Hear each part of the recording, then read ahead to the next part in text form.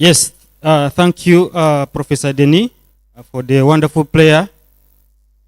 You are most welcome to today's workshop. And this is basically our program. So we have finished more or less the first bit, but what is remaining is basically the introductions.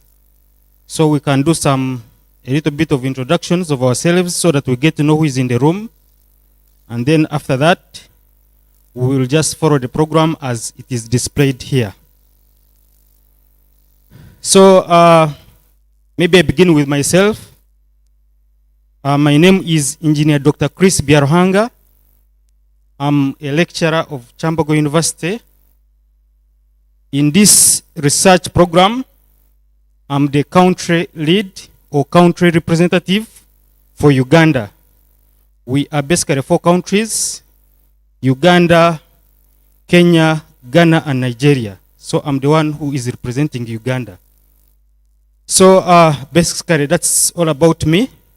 So I will be passing on the mic to the rest of you to introduce yourselves briefly, your names, and probably where you work, the organization you work for, and if there's anything still you can share with us.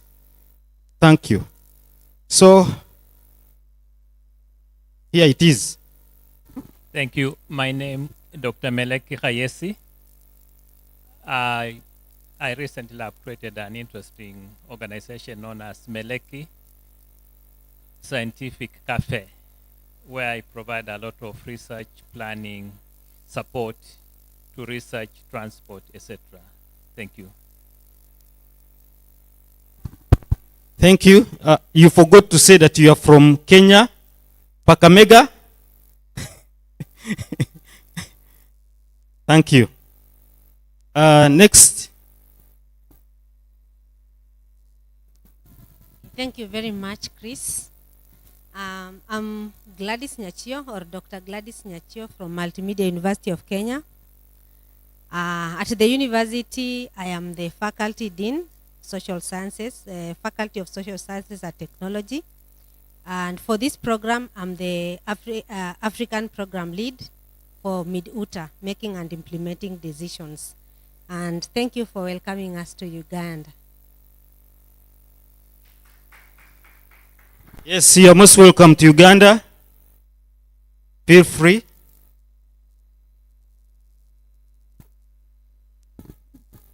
Good morning, everyone. My name is Engineer Jebel Waswa. I work with Kampala Capital City Authority as the manager in charge of traffic management and control. Thank you. Good morning, everyone. I'm Engineer Paul Sesanga, the Principal Executive Engineer in the Ministry of Works and Transport. Thank you.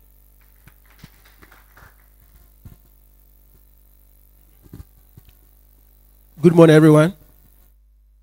I'm Professor Thomas Kola Oliuju, an Associate Professor of Urban Transport and Road Safety from the University of Cape Coast. I'm the country lead for Ghana on this very project. Thank you. Good morning. The Ministry of Finance, I like saying good morning, colleagues. My name is Ronald Reagan Namanya. I'm a senior policy analyst with Ministry of Works and Transport. Happy to be here. Good morning, everyone. My name is Joseph Tusubira, a transport researcher from Makerere University.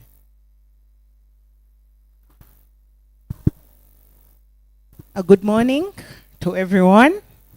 I'm Namakula Hidaya. I teach at Makerere University, and I'm also a PhD candidate focusing on active mobility, walking and cycling, specifically on Kampala City. Yes, and I'm really happy to be here. Looking forward to a very insightful workshop. Thank you.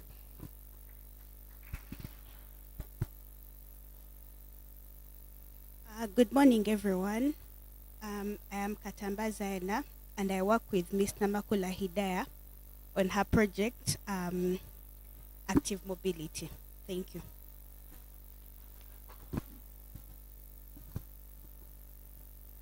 Good morning, everyone.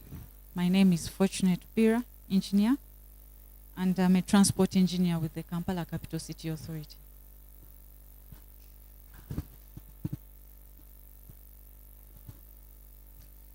Good morning, dear colleagues. My name is Edgar Mugarura. I'm a senior planner responsible for works and transport from the National Planning Authority. Glad to be here.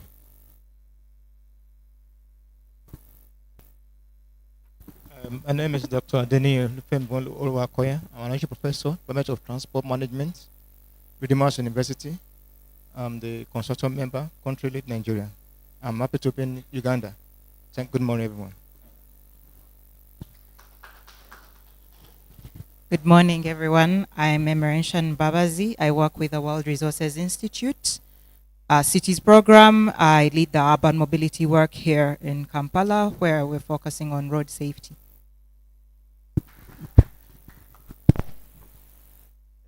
My name is Edwin Muramuzi.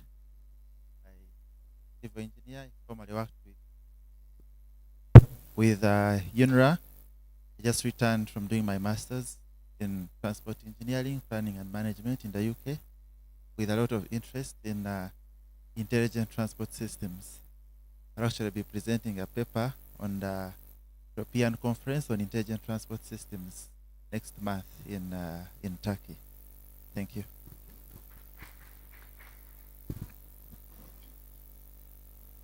Yes, good morning, everyone. My name is Kironde Joel. I'm a next-gen scholar in this program, doing my PhD from Makerere University.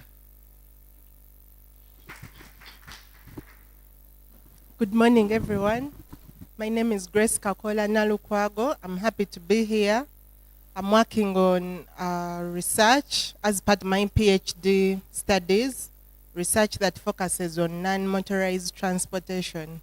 Thank you. Good morning, everyone. My name is MID-UTA, and I'm part of a team implementing the City Move project. It's a project that is focused on supporting cities to implement active mobility solutions. Thank you. I'm happy to be here.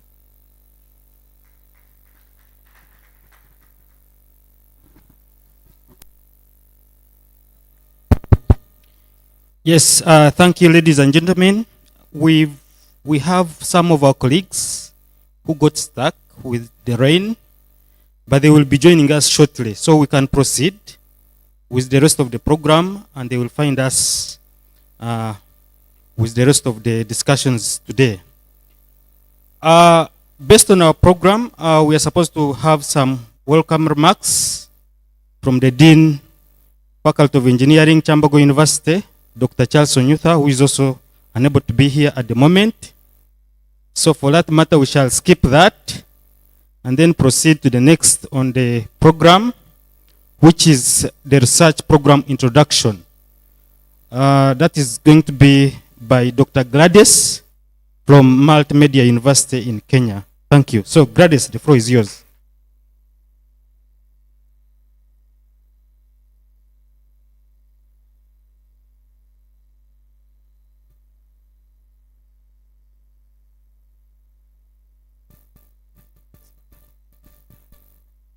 Okay, thank you very much and welcome. It's great to see you here because this is a good course. We want to discuss and help each other understand. And I've heard we have very many urban planners here and policy experts, people in the field, and it will be important to hear your views to help us advance this even further. So I'll introduce the program. It's called, it's an African research program on mobility and access in African cities. It's one of the programs that is funded by Volvo Research and Education Foundation. And our part of the program is looking at governing urban mobility, making and implementing decisions in transport in Sub-Saharan Africa. And our short name is MID-UTA. So I will just start by tracing the journey to where we are now. This was a project we won competitively. It was first The call came in 2003, and we wrote the proposal for almost a whole year, from January to September, and we got this grant in 2024, and it's going to be implemented between 2025 and 2027. And the focus is advancing sustainable mobility and access in African cities. And this program is based on 3 pillars. We have knowledge building, we have community of learning, and the next generation of scholars. I'm particularly excited about the next generation of scholars because we are facing out. Our lot is facing out, and you are coming in. So what are you coming in to do? Are you coming in to undo what was there, or to advance it, or what is it that you are coming to do? So this is an advancement to the people who are coming up, especially in transport governance, to get to learn, to get to be able to be the ones holding our urban cities, our urban centers, and making decisions that actually lead to sustainability. This was under by the time the call was given, it was under 3 themes. That is, the first one is equitable access, planning and governance, and service options. Ours is planning and governance. There are some other 2 ARPs, one in Ghana looking at equitable access, and another one in Kigali looking at service options. So that is basically what it is. I would want also to introduce our funders, the Volvo Research and Education Foundation. And it is an independent foundation, I need to mention that, and that it inspires and initiates supports and research and education, and contributes to new knowledge on broad issues related to urban mobility and access. So they fund such studies. Studies, yes, mostly research. They don't do implementation, but they fund studies and also education. And the mission they have is to support development of research on ideas, approaches, and solutions that can contribute to equitable access and sustainable urban mobility. And that is their website. You can check them out. There are so many opportunities, especially for you students, and even the people in the field, because we have other research that they support. So back to our program, which is called MID-UTA. It is a 3-year research program, as I've already mentioned, and it is led by Multimedia University of Kenya, and it has partners from the University of Cape Coast, Ghana, Redeemers University, Nigeria, Kyambogo, of course, and the University of Birmingham in the UK. So we also have government agencies that work closely with us, and I've heard we have many government representative in the house, and we plead with you to support us. This is a different type of research that we don't just come to get information from you collecting data. We are trying also to understand the system, also co-producing whatever we'll be doing together with you. So we actually ask for your support, and I'm glad you're here. So we aim to enhance understanding of the transport decision making and implementation in selected cities. So in all the countries that I've mentioned, Nigeria, Ghana, Kenya, and Uganda, we are carrying out studies. We have 3 streams. We have, I think I'll mention the streams later, but we are looking at 3 research streams where we have paratransit, which is what we mostly use in Africa. We also have public transport, and this we are particularly looking at BRT and also walking as a mode of transport. So this program, MID-UTA, is generating insights on urban transport governance. We are training graduate students. The program is funding 4 PhD students in those 4 countries. We are fostering partnerships between public and private sectors, and establishing a sustainable knowledge sharing hub. That is our something that we really need to see. We need to produce new knowledge, and we need to have this knowledge shared to the community, the communities that we interact with. So our research examines real-life concrete situations in selected cities in the countries that I've just mentioned, and these findings will inform policy to improve urban transport governance and decision-making in Sub-Saharan Africa. And that is why some of you become very key, like the policy analyst there. We want to know how can we work together to improve our policies, especially on working and NMT in this context. So I think I've already mentioned the purpose of the study, so I don't think I should repeat, but MID-UTA is investigating the process and outcomes of making and implementing these decisions in the 3 streams that I've just mentioned. So this is in relation to how politics and the power of actors situated in the different organizations and the governance systems at different administrative and geographical units influence. How do they influence the outcomes that we see? When we see the roads we see, when we see the highways we see, how did that come to be? Normally we are dealing with outcomes, but we don't know the process that leads to such outcomes. So this study is basically looking into that. We'll be doing process tracing, so when we come to your offices, please allow us to see the documents from the past. We are doing archival analysis. We need to see a decision that was made in 1970, follow it through, see how it is affecting what we have now and the outcomes that we see. And why we are venturing into this is that currently we can say that not much has been done on the question of power, politics, and legitimacy in the context of real world of transport planning. And we find that this is a gap. This is a gap. We mostly look at the technical issues that influence how we move around, transport and and related. But we rarely look into the questions of power, politics in having the outcomes that we have. So this is an existing gap that we hope to fill. We know that of course, many of you in the house know about the statistical modeling because this is what you do as engineers. But we are not able to explain some things that engineering cannot explain. So this is a dominating transport planning technique, but it doesn't address the issue of power and politics, which we actually know is what gives us the outcomes that we see. Yes. So that is the rationale, and that is what we want to do. And in conclusion, I would say that we are contributing to addressing a major gap in transport planning and governance. And we are going to look at, in the first year, 2025, we were laying the foundation. This is part of it, only that it's built to this year.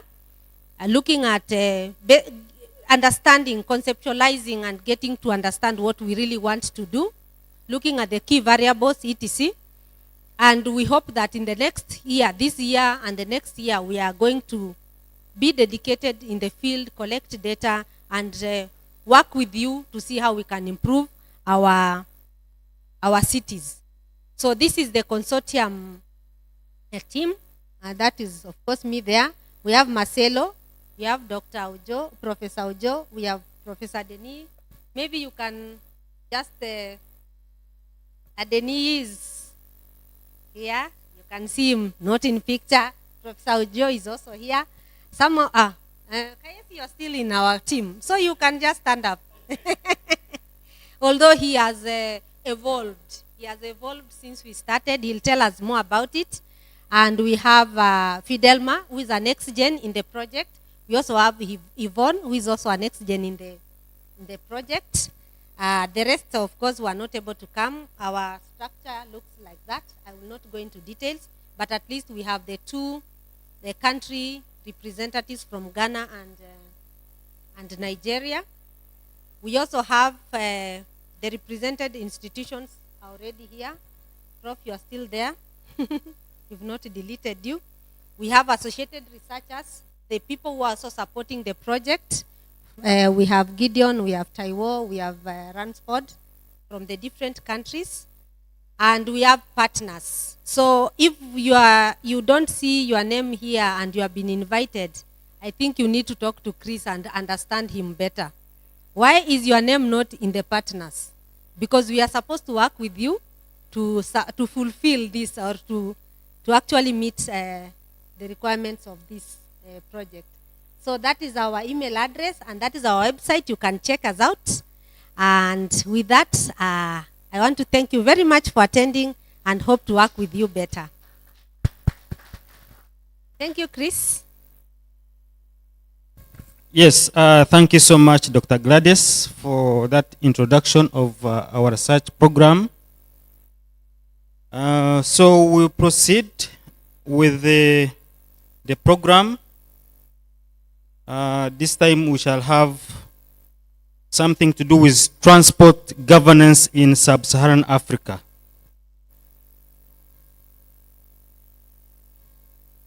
So, just a minute. So that is going to be done by Dr. Kayesi from Kakamega, Kenya. Please, the floor is yours. I think you'll have to talk more about yourself. I may not do everything, but feel free to give part of your introduction of what you're doing currently and what you are looking up to now. So you are most welcome, Dr. Kayesi. Thank you.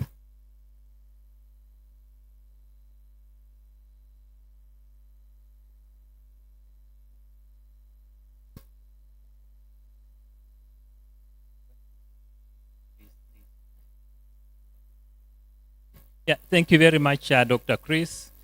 I'm so glad to be here and participate in this very important research project. The issue which this team is raising or addressing is so crucial. I'm sure several of you or a number of you are familiar with transport research, and as Dr. Nyachia has pointed out, we spend a lot of time on transport modeling. I remember whether it was at master's or PhD, there's a whole program, a whole course on transport modeling, which is essentially statistical modeling, dominant analysis, flow analysis, gravity modeling, the trip distance relationship. It's quite substantial. The fourth stage and all this, we are pointing out that those models are very crucial. They generate very important data. For example, when you look at the OD, you need this to understand the travel patterns, the origin, destination, the trip purposes, the modes of travel, in order for you to plan much better for a city. Nevertheless, Gladys and her team are pointing out that we need to go beyond or complement the modeling with additional research to understand the decision making. This is what they're calling the governance. In short, what we see on the surface is underlain by decisions by actors who play a very crucial role. Just think of how much the parliament plays a very important role in making decisions on finances, on policies. But this doesn't enter into the statistical model. So there have been efforts to try and improve on these models, to bring in equity, to bring in sustainability, to bring in gender, etc. And this research is really helping us go to that issue. The question we are raising here is, how does a transport issue ascend to the policy agenda? I'd like to use the Kampala NMT corridor, that is Namirembe Luumu corridor. When I used to come to Kampala in 2000, the corridor was not there.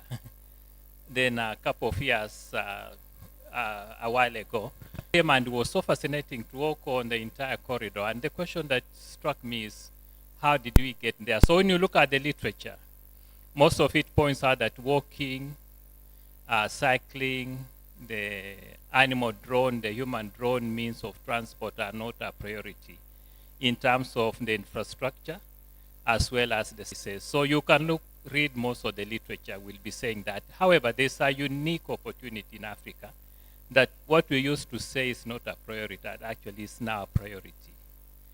the question that Professor Denis, I got fascinated with the BRT in Lagos in 2002. For long, most of the literature showed that there is very little development of the mass transport systems in Africa. Then I was working in the policy area at WHO.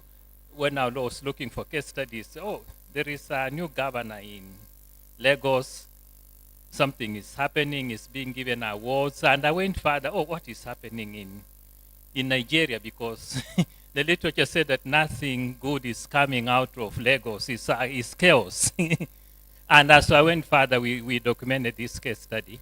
We discovered that the new governor, a team from the World Bank, a team from the local government, etc., and then gone as far as even forming an agency. And it became very fascinating. And the question that Professor Denis will be addressing, did we move from what was described as chaotic neglect to the first BRT in Africa? And so this is the question I'm trying to look at. How does it get to that level? There are a couple of other questions that we can look at them from transport and also planning. How does the issue ascend in the first place? And if it has ascended to the policy agenda, is it possible to lose it?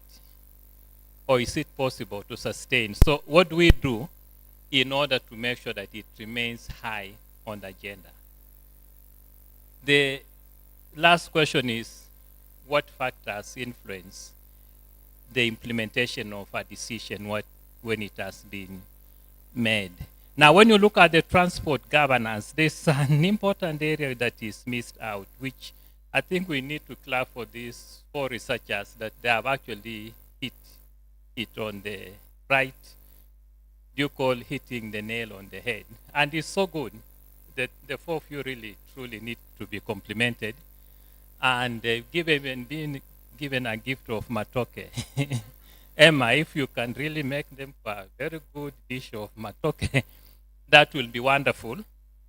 And this is the problem they have actually pointed out, that decision making and its implementation is a very important function of governance. Now, when you look at the governance literature, people will be talking of multi-level governance, participatory governance, networked governance, collaborative governance, global governance. But the issue of decision making tends to be left out in the literature. So this is the very important gap that our 4 researchers have identified. And I truly compliment you, salute you on this crucial gap. The question you are faced with, what knowledge are you going to generate? And of course, there are many definitions. I'll skip a number of slides. I'd like us to look at this one in particular. It comes from Benz and then Treb, etc. Really, where we moved from really the state to other non-state actors. But in that process, there is the element of making decisions collectively, decisions that are taken by elected representatives and other agencies, and then the implementation. Now, when you look at Africa, the literature on Africa, it points out that there's a big gap between making a decision and implementation. And some of the analysis show that Africa is not short of proposals or proposed solutions. What needs to be done? You can really have quite a good collection, whether it's waste management, whether it's industrial development or agriculture. And in transport, we are not short of what needs to be done. The issue that is crucial is that what has been proposed is not fully implemented. And this is the question we are raising. How does an issue get to the policy agenda? And what happens with the implementation? For example, is the BRT in Lagos, being implemented as it was envisioned? Or do you feel that there are several things that are not being done? The NMT, the pilot corridor, that definitely is an example to many African cities. Have we really achieved the ideal, or have we only achieved 60 or 70%? Emma, what level have we achieved in implementation? But is it 10%, just your initial estimation, 10%? Yeah.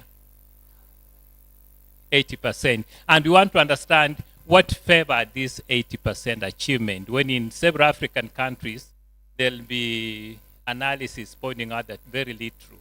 And some studies show that the plants never left the shelf. They're still gathering dust on the shelf. So this will be very good for us to analyze. And it's so good, Dr. Chris, that we can determine Emma's estimation.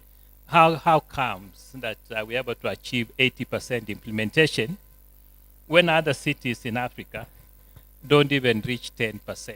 It is, so this would be some of the questions that we'll be analyzing. So I'm just pointing out that when you look at this definition, decision making and implementation is very crucial.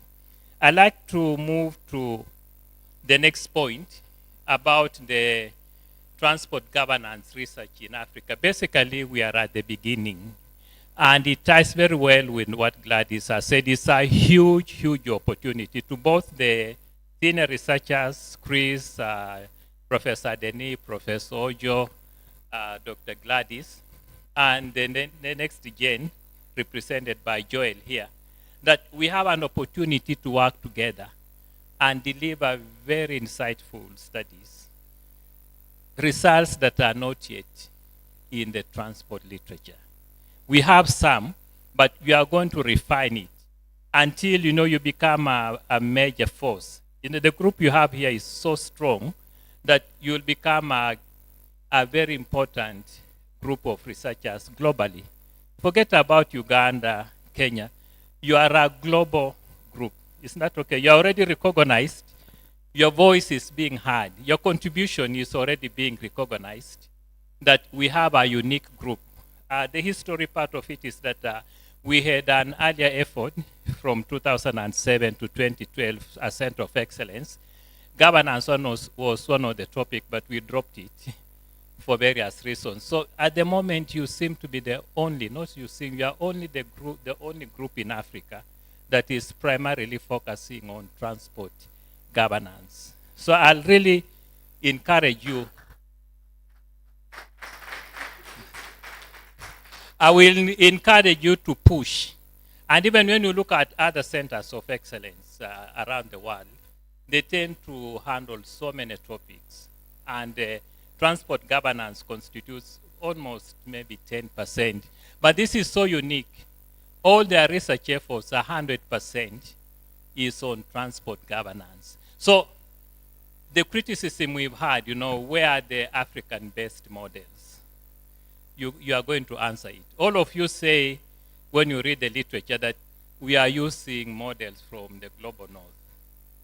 Here is a great chance for you to show us how does the African transport planning model look like. And a good example is in paratransit.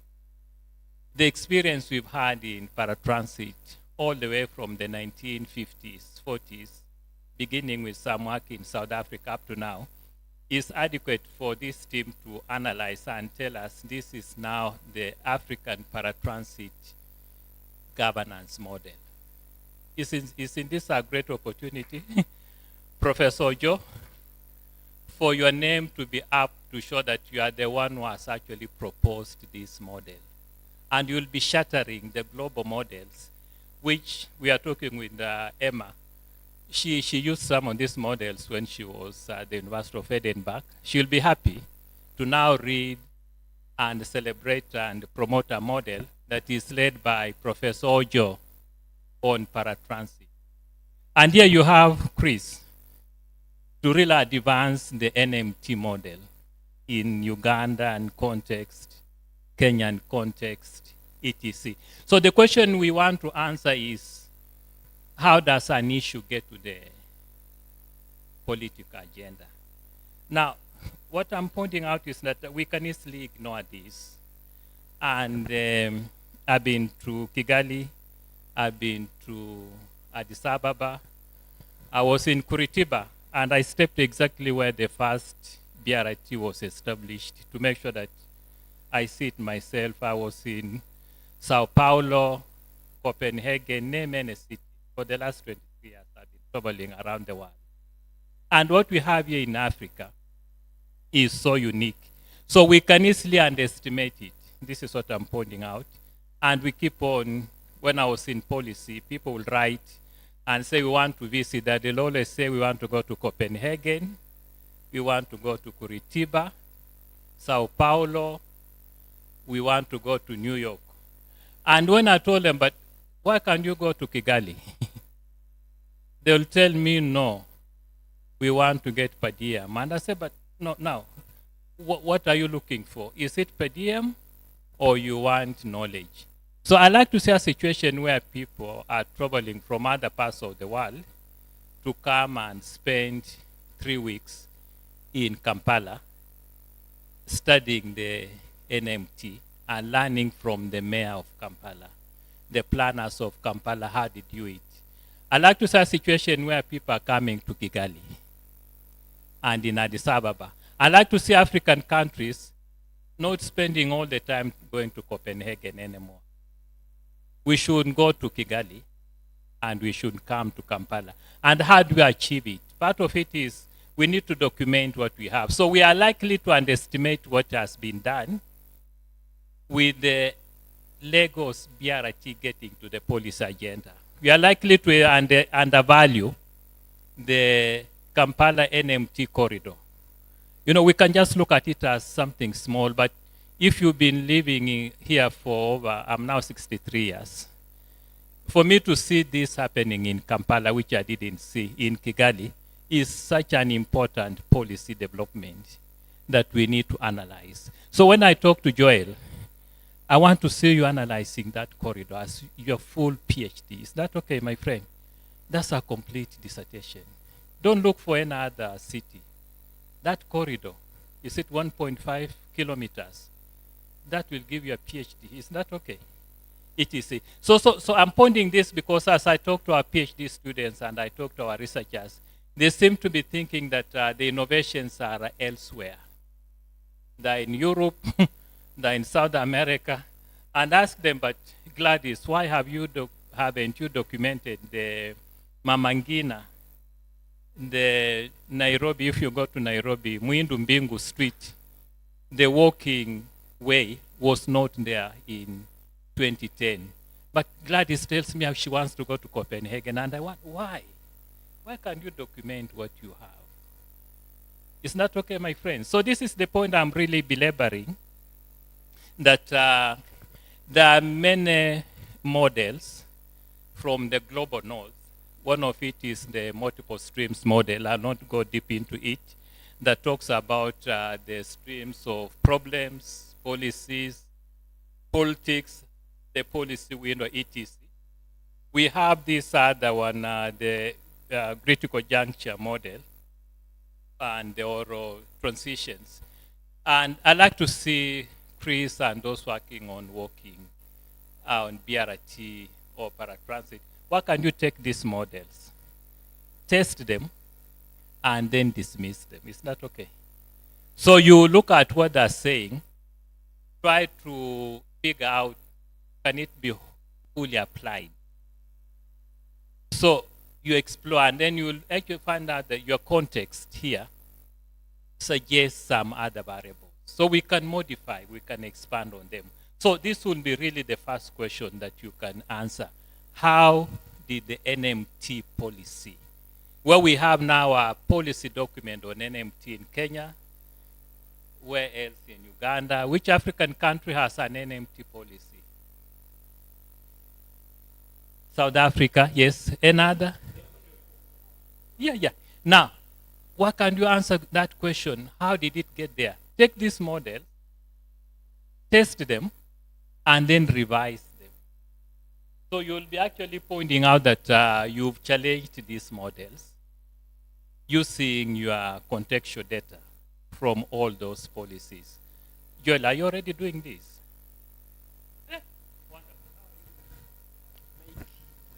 The first steps we are taking is to do content analysis. Now the next steps we are doing is the literature review on these other papers. Then we shall bring the models when we get the data. Then we find out.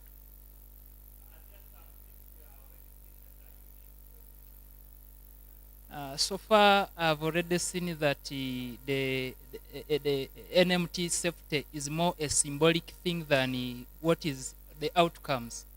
So, like we have it on paper, but when you see that if you see the death and the fatalities per year, more so the archives for death and injuries, more so for Uganda and these other countries in Africa, you see that we have the policies, but the implementation of these safety policies, they are lagging behind. Okay. Yeah. And Professor Denis,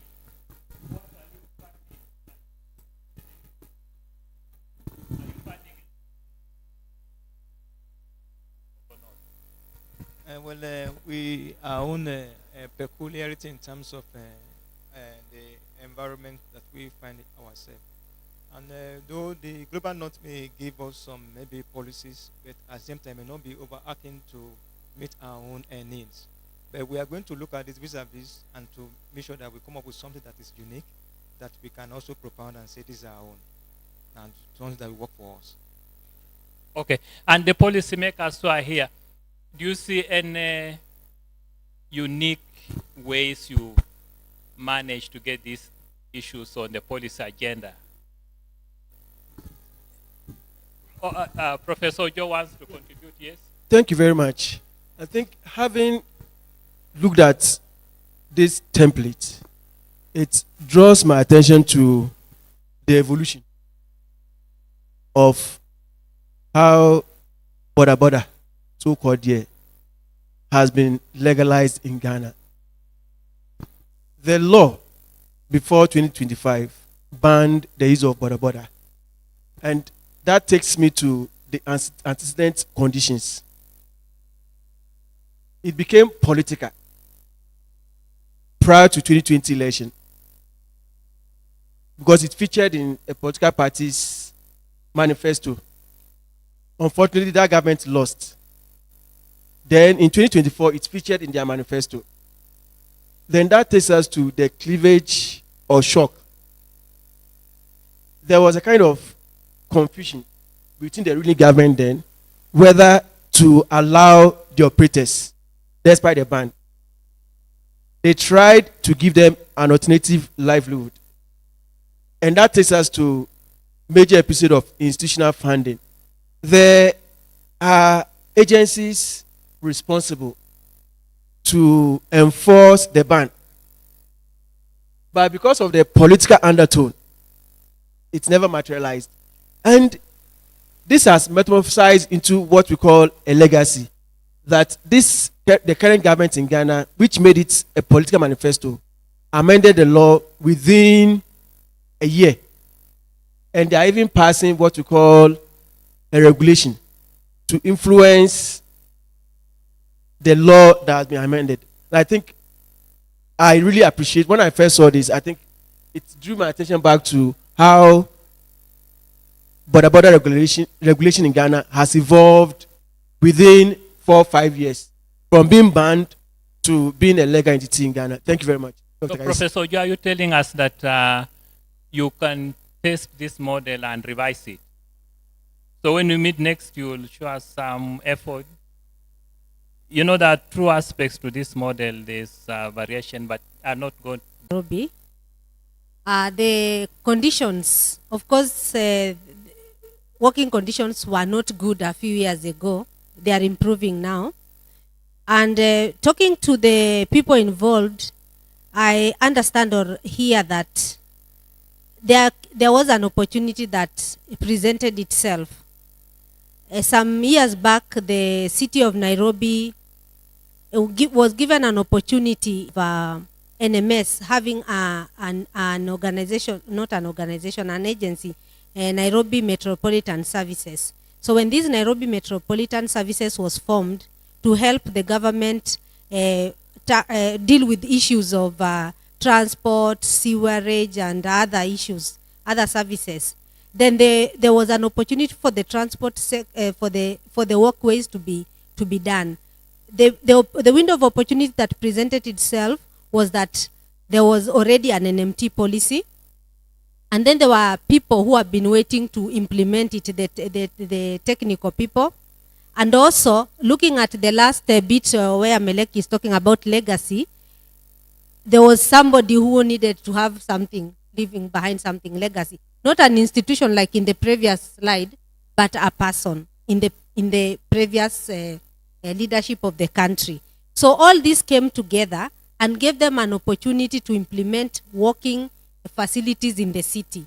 So there was a window of opportunity that came in. But now, of course, when we go through that, we can be able to revise this to see where it rhymes and where it doesn't rhyme with the theory of who is that? Kingdoms of windows of opportunity. So yeah, we can always use those lenses to analyze what we have had in the past up to the present and see what we can revise. So this gives us an opportunity to interrogate, to analyze, and to use other lenses to see. Thank you. What I'm hearing from Gladys is that you are not just going to accept these models as they are. You are going to modify. Let's hear from the policymakers. You could be talking very theoretical content here. What do they actually do? How do they approach these things? Yeah. Oh, please. Thank you. My name is Grace Nalukwago. As I mentioned, we've been looking at evaluating the non-motorized transport pilot corridor. So I'm glad that you also walked it, but you also know what it looked like before it was made. So for the antecedent conditions, we also had, I think, a political motivation for that to happen. But it was mainly the NMT policy in 2012 that with other conditions that led for it to be made.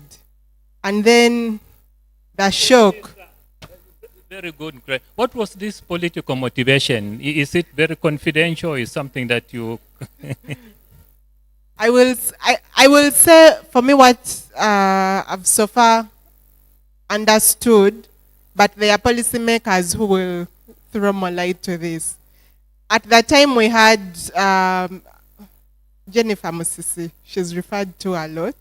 And during that governance situation, she wanted to make things better. But anyway, this was implemented before, but she really made it perform so well. So even in all that data we were collecting, everyone would refer to her that she made everything, work so well. Now the shock came in when around she was not a leader.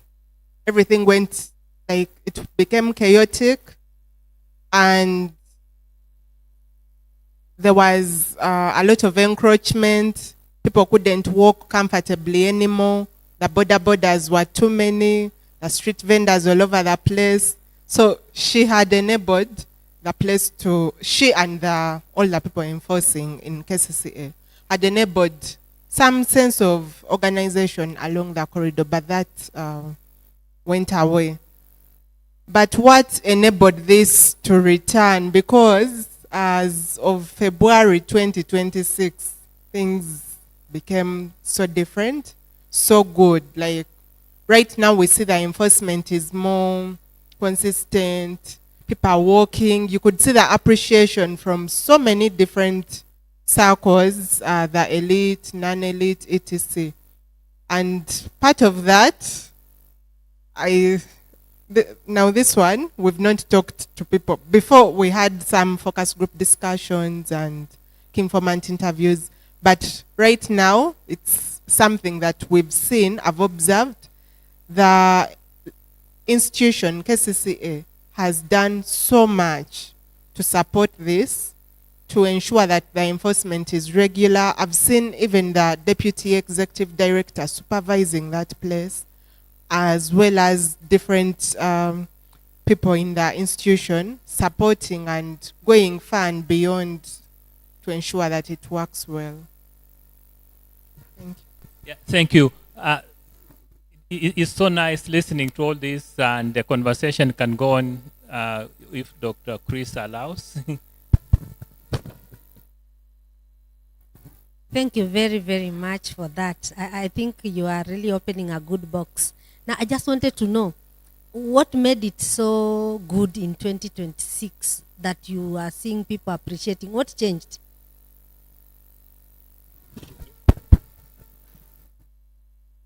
So what changed is it actually looked like it was like what it was meant to be.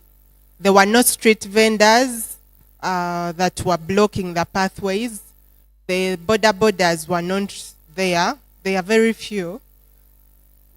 So it's really walkable and someone can cycle freely.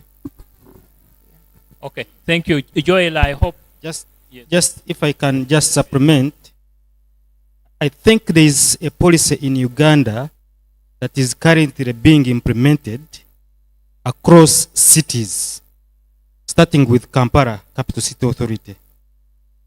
So what happened actually in February is like to try and clean the city, where you have hawkers or illegal traders on some of these streets that are supposed to be for walking.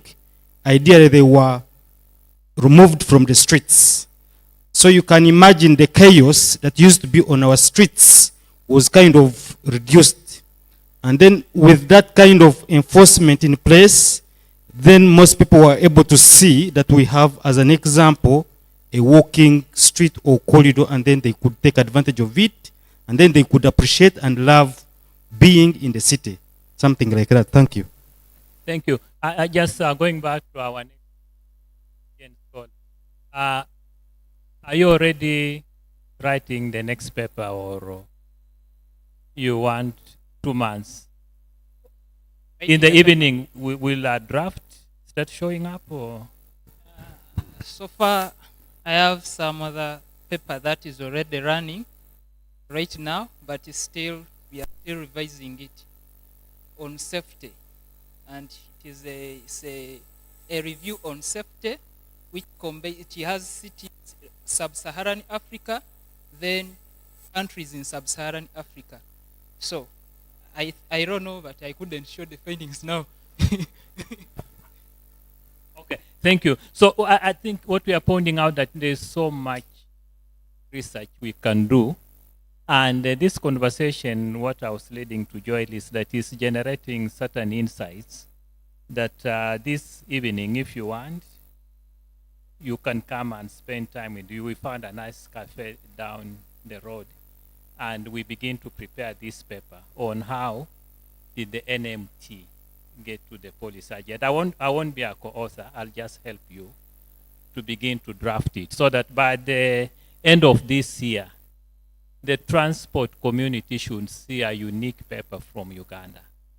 This is what we are looking for. The policymakers should add this to their collection of examples so that in addition to Copenhagen, New York, they have a paper authored by Joel, and I don't know who else you want to, you're a professor, whoever you want to include, please go ahead and make sure that there's gender balance in the authorship. Emma is there. So are we committing ourselves to produce a paper at the end of this year, Joel? I mean, if you make that commitment, there's a very nice cafe. What's the name? Ginger. Yeah. Come this afternoon, we begin to work. If you commit yourself to writing, if you don't show up. I'd like to get from the Kampala city. Are these things that these researchers are talking about, is this how you have approached them? Have you documented even the methods you use?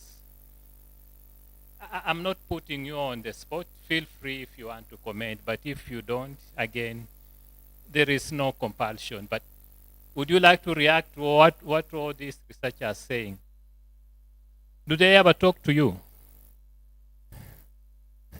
Do these people really show up to ask you what models are you using, or are they just in the office and imagining?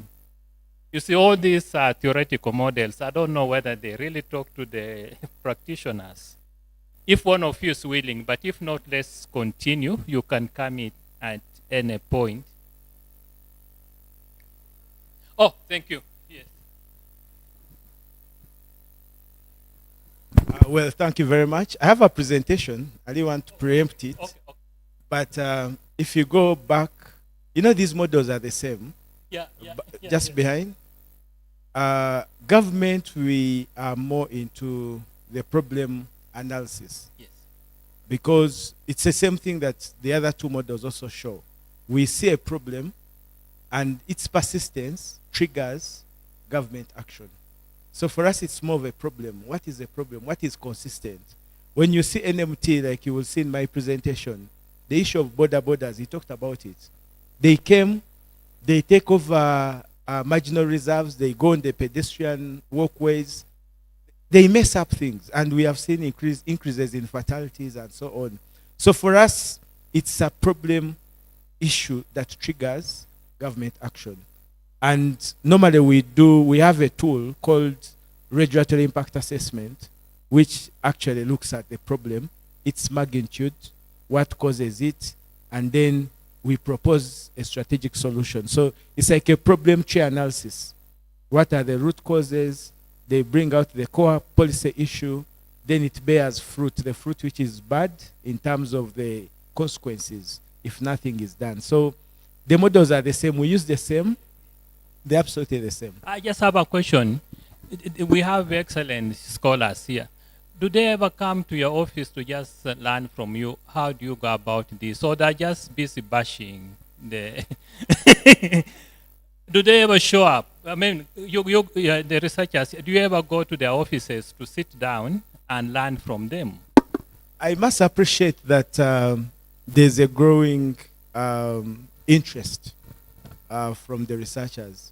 Just last week, I was presenting with Makerere University Business School, same urban mobility solutions. And I don't know why every time you have those presentations, it rains so badly. Today when I was coming, I got stuck here, and it took me about an hour to move my car. Anyway, so there's a growing interest of the researchers to reach out. They are reaching out to us, and we appreciate. Even us, as we do our research, as we go into addressing issues, we engage. Because now government has become very strict. There's a need for consultation. There's a need for stakeholder engagement. And who are the better stakeholders than the academia, the research think tanks, among others. So there's a lot of collaboration going on, and we pray it continues. Our offices are open. We are not bad people. We are servants. And please, let's share and collaborate. Thank you. Thank you so much, Regan. I think earlier the submission by Regan was trying to tell us that the planning we do in this country is what is called problem-led planning. We basically have two approaches to planning. It is problem-led planning or objective-led planning. So that's, in simple terms, what he was trying to point out as how do they get to some of these decisions or priorities is because there is a problem. We start with a problem. And because there is a persistent problem, then we take action. Thank you.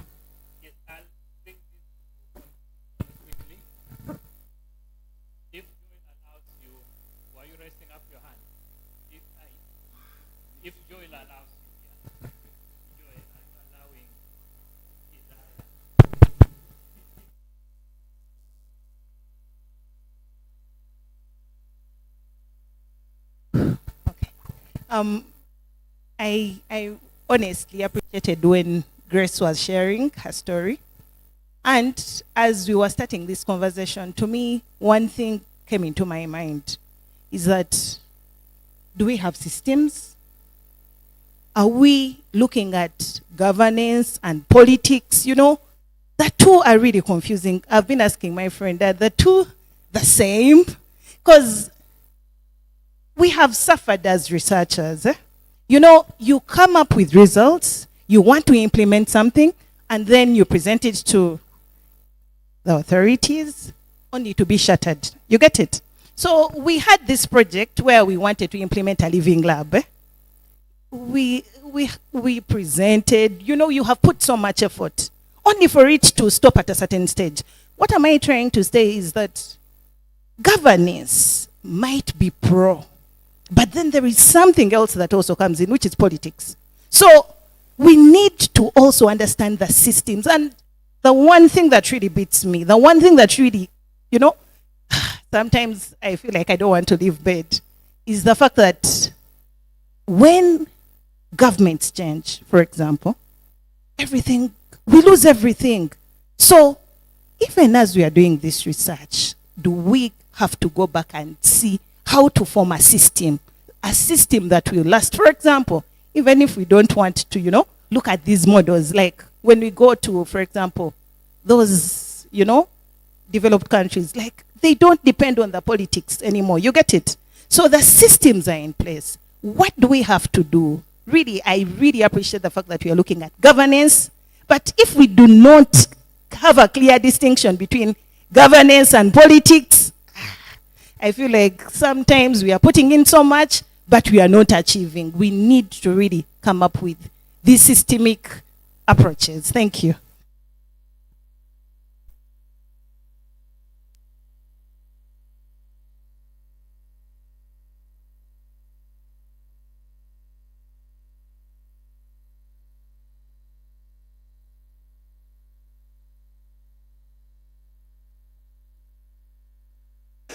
I don't know if Dr. Chris walked out, but he's looking at these concepts. I think about 30 concepts and defining them, all the way from who is an actor. What does it mean influence?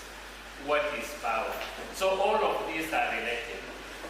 You can't talk of governance and divorce it from politics or power. That's so related. And sometimes this is what, I don't know whether the academia is fond of just giving us new concepts. When you look at it and you discover they're talking about the same thing, but they're using new words. So at the moment, the word governance seems to be the new catchword. But what I'm analyzing, I could have analyzed long ago using any other model without necessarily going into this. So maybe we challenge people, our friends like Gladys.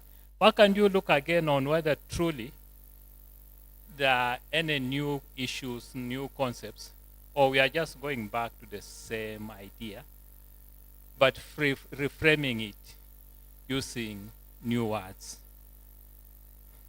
So this is the problem we have at the moment. And I like what you are saying. So before we go far to say it's governance, decision, what can we strip it and get to the core variables? Exactly what are we looking at? And I think Chris is doing it, working on the definition. But the PI, can you let us know where you are with these operational definitions?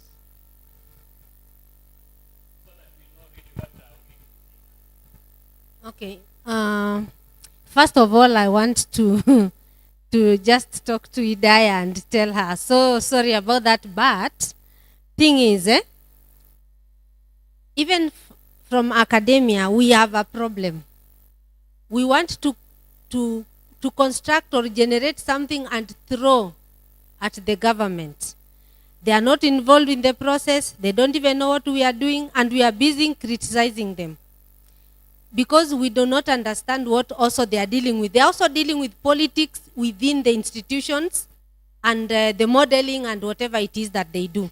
So I think the best way to go about it, and that is why this I was pleading with the people in the house to to welcome us, to work with them, to talk to them, so that as we start this, we are talking to the policy people, we are talking to the urban transport office. We are asking them, how do we go about this? What do you think, the experiment you are doing, how closely were you working with the government? So, if they don't own it, they will not embrace it. They will just look at it as one way of criticizing them.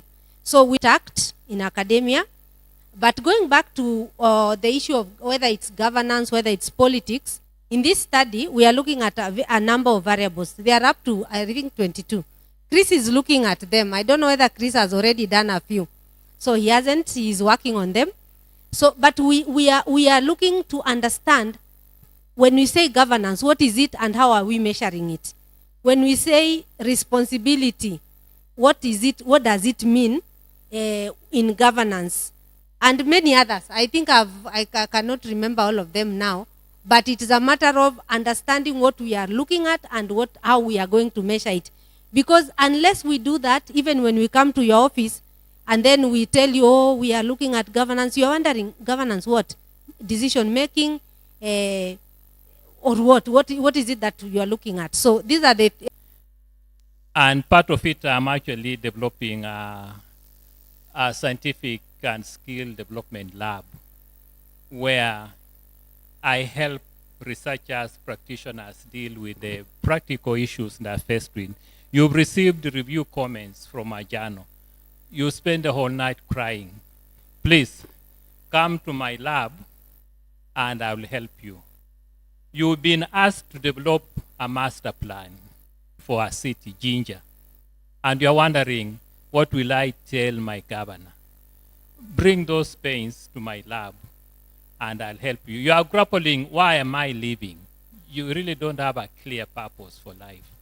My lab, thank you.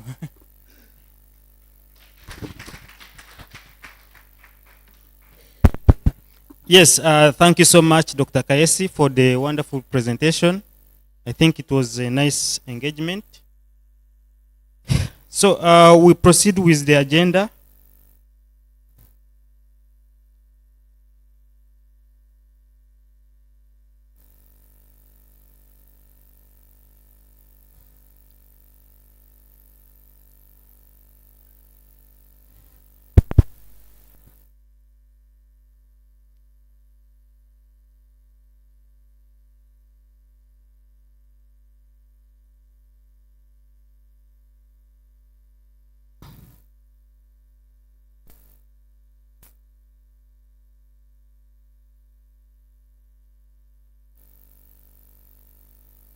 So next on the agenda, I'm supposed to do a brief introduction of the project we are doing in Uganda, which is basically about how did we make and implement decisions in walking infrastructure development.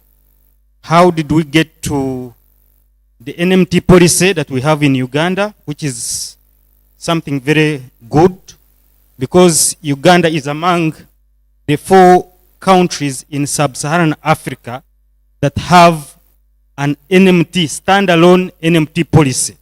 It's only Uganda, Kenya, and Nigeria, and South Africa. It's unbelievable. That's about 8% of the whole of Sub-Saharan Africa.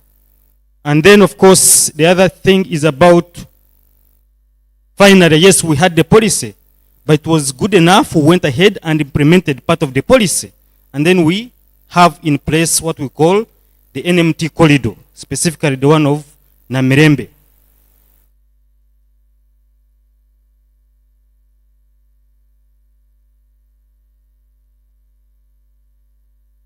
Just a minute.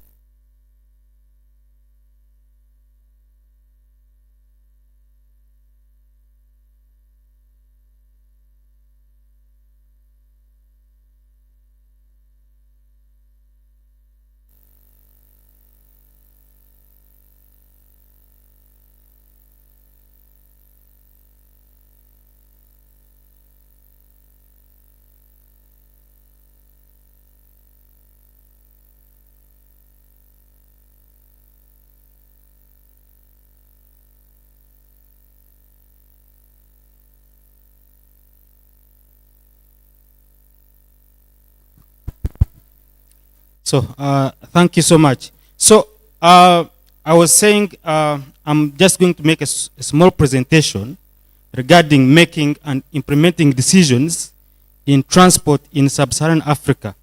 But basically I'm looking at the Ugandan case study, which is basically the two things. One is the NMT policy, and then the second one is the NMT corridor. So we all know that walking will always remain the only available option. Even today, for most of us, including my senior policy analyst, I almost advised him to take a walk when his car could not move an inch. Okay? So you realize that walking is going to be and still continues to be one of the main modes of transport for majority of us, and it is worse for cities like Kampala and other cities in Sub-Saharan Africa which do not have efficient public transport systems. At some point, your car cannot help you. Even the border borders, sometimes they also get stuck, and then you have to walk that last mile. Now, despite that, we still find there are issues. As an example, we don't have enough infrastructure for walking for most of the cities in Sub-Saharan Africa. But like the previous submissions made, we all know that governance. Now, in terms of politics, policies, institutions, all these significantly affect the planning and implementation of walking infrastructure. Interestingly, of course, we've seen some developments, like I've said, in Uganda is a good case study, because we've seen Uganda support walking as a mode of transport, specifically with the NMT policy being in place, which was actually launched in 2012, and then later on seeing the Namirembe NMT corridor being implemented. Now, because of that, we want to explore in general what we call governance. But when we say governance, what is governance? Of course, we've hinted at some of the things that relate to governance. Politics is one of them, the policies, the institutional frameworks. So we want to explore governance in general, but specifically looking at something very small that is part of governance, the making and implementation of decisions that have led to these significant developments that are very important for walking as a mode of transport. So we've been talking about governance, and I think Hidayah was saying if we don't differentiate between governance and politics, you know. So when I say making and implementing decisions, it's actually a governance issue, like Dr. Kaisi said. One aspect of governance that has not been explored, and which is very good for this research program. But of course, depending on the school of thought and different scholars, governance can be looked at in 3 dimensions. So it could be the politics and the power dynamics. That is still part of governance. It could be the polity, which is basically the institutions, how our institutions operate, and the policies within those institutions. And then lastly, it could be about policy, the instruments and mechanisms, the policies that we have in place, including, as an example, the NMT that we're talking about. So in broad, that's why we say making and implementing decisions is a governance issue. So because of that, I have already shared that we are interested in 2 transport decisions that have been made in this country. Specifically one, the Namirembe Road and Rome Street NMT corridor pilot, and then the NMT policy development, which was launched in 2012 and is currently under review. So we are going to use those as our case studies. And of course, this is our beautiful, having taken those decisions. Uganda and Kenya both have NMT policies, and both have developed NMT corridors. So that's why we shall do a comparative study. We have some research questions that are going to guide us. Of course, the first one and the second one are just for us to start the research. They are making and implementing decisions, but we also want to know the roles and responsibilities, which we shall later handle during the workshop. And shape implementation and outcomes of these solutions for either NMT infrastructure, but we also want to know how politics and the power of actors that we shall list, how that contributes to paratransit. To get into our research, we did some content analysis. We wanted to first know, like, do we really have policies for NMT in Sub-Saharan Africa, as an example? So these are some of the results from our research. So basically, the findings show that only 4 countries, which was very interesting to find, that Uganda, Nigeria, Kenya, and South Africa are the only countries in Sub-Saharan Africa that have standalone NMT policies. And interestingly, for Kenya, the Nairobi NMT policy only applies to Nairobi city, which is a bit different from the Ugandan NMT policy, because ours is a country policy.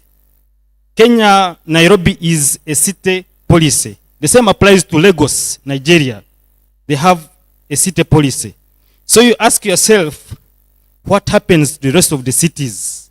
What guides the development of NMT, as an example, in these other cities? So it was something very interesting to find. But of course, these other countries have what we call transport policies, where most of things related to walking, as an example, are perhaps embedded in there. But I don't think that is good enough for us to move forward to support walking, as an example. So we found some of the gaps regarding some of these policies. As an example, the Ugandan and South African policies lacked specific budgets and outcome timelines. And I think that is something that now Uganda is looking at. I hope that is going to be taken care of in the updated NMT policy. The first one I had already shared, that we found that 2 countries had city-led policies, and then the other 2 had country policies that apply to the entire country. That was something also a bit strange.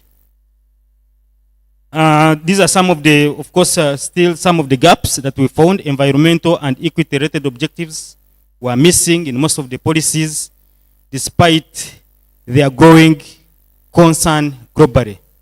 So in conclusion, we don't have NMT policies in Sub-Saharan Africa. So we don't even have a starting point, because a policy is actually a starting point. It is the one that guides the development. Of course, we also found a number of gaps in the existing policies, which we recommend ones that they have city policies, then they have to think about what happens to the rest of the cities. A good example is Nigeria. If you're talking about Lagos, then what happens to the rest of the cities in Nigeria? So you need to look at that. Project in Uganda trying to explore how did we arrive, how did we come to make that decision and develop or come up with an NMT policy for Uganda, and then also put in place, do the implementation of part of the policy by constructing the NMT corridor of Namirembe. So basically that's my brief presentation. So like I've shared with you, we basically have 2 questions to explore. If you look at, we've put some questions before you. You'll find there are 2 sheets in front of you. One is the program, and then the other one is about some of these questions which we want to explore together during this workshop. So the first one is basically about the actors. Want to explore who the actors are. They could be individuals, they could be organizations that are always involved in this decision making and implementation. Then the other second part of the question is about what are their roles and responsibilities. So as we proceed with the rest of the discussions, please spare a minute or two and share with us what you think. We also have a Google form for the same, which I'm going to share here. So, and I think you also said it in your presentation, and that is arguably more commitment than a policy. So I think there are just those dimensions to consider when you try to look at commitment. And you talked about like budget and all that.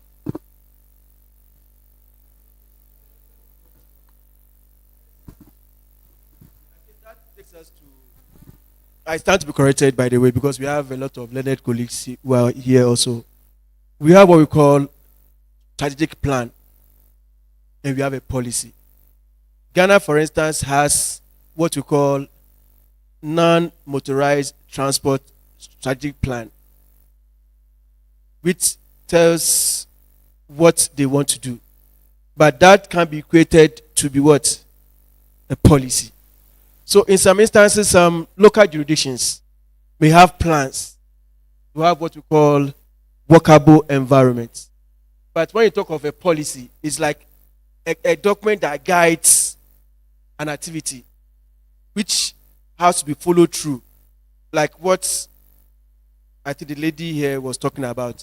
I think which takes care of possibly how the idea is being mooted and how it can be implemented. So that is actually what can come out in that kind of an instance. Thank you very much. Thank you, Professor Ojo. Okay, thank you, Chris. Just wanted to emphasize that as much as in this presentation we have been focusing much on walking, I know our project is evolving and we'll be looking at other critical decisions apart from walking policy or walking facilities. We are free to look at paratransit, so those in paratransit will still be visiting you sometime, Chris, when we finally evolve and see what we are doing also. And also e-mobility. We would be interested to know the decisions that are being made in the e-mobility space in Kampala.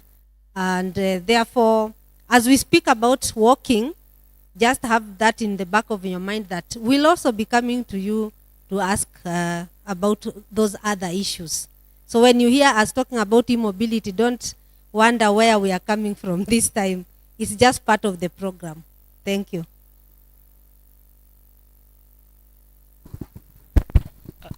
Yes. Thank you. My name is Claire. I just wanted to ask, based on your presentation, is the research basis based on comparing what governance structures are in place that have led to maybe faster and slower implementation, basing on policy being in place? Because as she's mentioned, policy alone is not the steering factor, right? Having a policy in place. So when you're considering the characteristics, I think that you have to consider in your research, you need to also look at countries like, Ethiopia, Rwanda, that do not have the NMT policies, but they have the institutions. So I see you've already indicated, of course, looking at the institutional alignment, but just to open it up, not to lift ourselves up and glorify ourselves that we have the policy, but we are stuck on 2 kilometers, right? And those without policies are also going. And then the other point I wanted to add is strongly we need to talk about financing as we start to discuss governance, right? The points are there, the policy, the politics, but we need to have a level of financing of institutions. If we do not have that level in the discussion, then we cannot see the scale that we want to discuss today. Thank you. Thank you so much. Thank you very much. I wanted to react to Emma in terms of having a policy and others that don't have policies and yet they are doing a lot. You see, when we are coming up with policies and we have to think about evolution, we have evolved. For example, when you see this NMT policy, it was developed in 2012, but so much has come up. Something called regulatory best practice. Regulatory best practice ensures that whatever policies you come up with are implementable, among other things. There are like 6 key factors. Are they cost effective? Are they beneficial? Are they impactful? Can they be implemented and enforced? Can they be monitored and evaluated? Now, I want to make it light. What you're saying is like having a man staying together when you're not married. I'm saying that because I recently got married. The man can do well, better than those who are married. But until you get a shock, that is when you know that this ring is actually helpful. So while those countries are doing well without policies, it would be very nice to have a commitment. Because if we are talking governance, we're talking about commitment, we're talking about accountability. So how will you, put government to test out whatever when there is no framework? So it's important to have a framework, but also implement. So it would be very nice for those countries that are doing well to have policy frameworks. But those that have policy frameworks are not doing well, then we work out the implementation. Thank you. There's something that I missed sharing with you. When we were doing this content analysis, we also found that some countries have what Ojo was saying, NMT strategies. Yes, which is like an implementation plan. So recently when I was in Accra, Ghana, I asked the ministry officials that, because Ghana has an NMT strategy and they don't have an NMT policy. Then I asked, how did you arrive at the strategy without a policy? But some countries in Sub-Saharan Africa have gone ahead to prepare NMT strategies based on their general transport plans. Sorry, transport policies. So that is even the case for Ghana. So we have a number of countries that don't have NMT policies, standalone policies, but have strategies which are prepared based on the transport policies, which is still okay. Which is still okay. Thank you. Now, Emerishan's question led to Mr. Namanya responding about having something to benchmark on. And now as researchers, we have to ask some questions. For example, the policy talks about inclusive design, and while we really appreciate the NMT pilot corridor for all the great things and beautifying and enabling people to walk and cycle, I'd like to represent the people who walk on their knees, etc. These have not been catered to, and we've really had a number of people present on this. For example, ITDP has shown that there are no ramps, etc. But even with this revamping of since February, I don't know if you have any collaborations with KCCA, Ministry of Works and Transport, to really cater to these people and ensure that they also enjoy this environment. Thank you. So in the interest of time, we have to proceed very quickly, but this is the form. If you go to this form, you can still help us, just give us an indication of who the actors are and what their roles and responsibilities are. So you can scan that quickly and then we can proceed to the next presentation, which is going to be about the NMT policy development in Uganda. How did we get there? That is going to be by the senior policy analyst Regan Namanya, you're most welcome.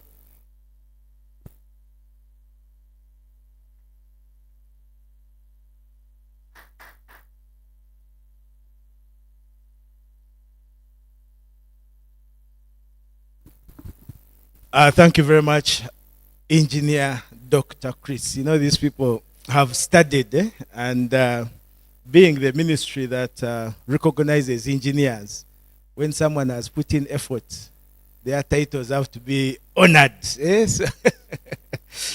Thank you so much for the invitation, Engineer Dr. Chris, and we'll be able to do our best. But going forward, like I said earlier, we are very open to collaborations and partnerships. My name is Ronald Reagan Namanya. I'm not related to Trump. I work with the Ministry of Works and Transport. I'm sorry I forgot to put my contacts, but I shall. I'll be looking at the overview and the background to non-motorized transport in Uganda, why the policy, so it will give us the way, how we started. And it's a good mix of the problem and also objective. The key objectives, then the initiatives and implementation. That will not go so much because there's also a presentation by KCCA. So, and most of the implementation will be on the corridor, pilot corridors. The challenges, but most importantly, looking at the gaps assessment, the rationale for review, and then conclusion and recommendation. So, in terms of background, just to speak shortly about Ministry of Works governance. Now, Ministry of Works and Transport, we are in charge of policies, planning, standards, and regulations, and monitoring and evaluation, among others. And we have about 4 key authorities: Railways Corporation, Uganda Civil Aviation Authority, and then we work with other authorities like KCCA. We have Uganda Airlines, Uganda National Airlines Company, commonly known as Uganda Airlines. Our modes are mainly 4: roads, rail, air, water. I will not go so much into that. The background to NMT in Uganda. From the problem issues, unfortunately, on this side, you will not see the... My presentation is so pictorial. Now, you will see, when you see those pictures, if you remember geography, pictorial interpretation, you see that, first of all, NMT is a dominant mode of transport. That one is a fact. In fact, when I hear people saying roads, because NMT is part of, normally it's part of roads, you can't separate the two sometimes. But of course, we can do NMT on corridors like rail and others. But NMT is like the simplest and most basic means of movement in the simplest terms possible. And you will see that when we are talking about walk, we mainly talk about walking, cycling, but there are also carts. You know those people who push carts? Unfortunately, we don't have horses. Horses are not motorized. That would also be NMT, I think. But largely, we talk about walking and cycling. I said bicycle. That's my apology, because it can be tricycle. So the intention of this policy is to raise the profile of walking and cycling in the formal transport systems.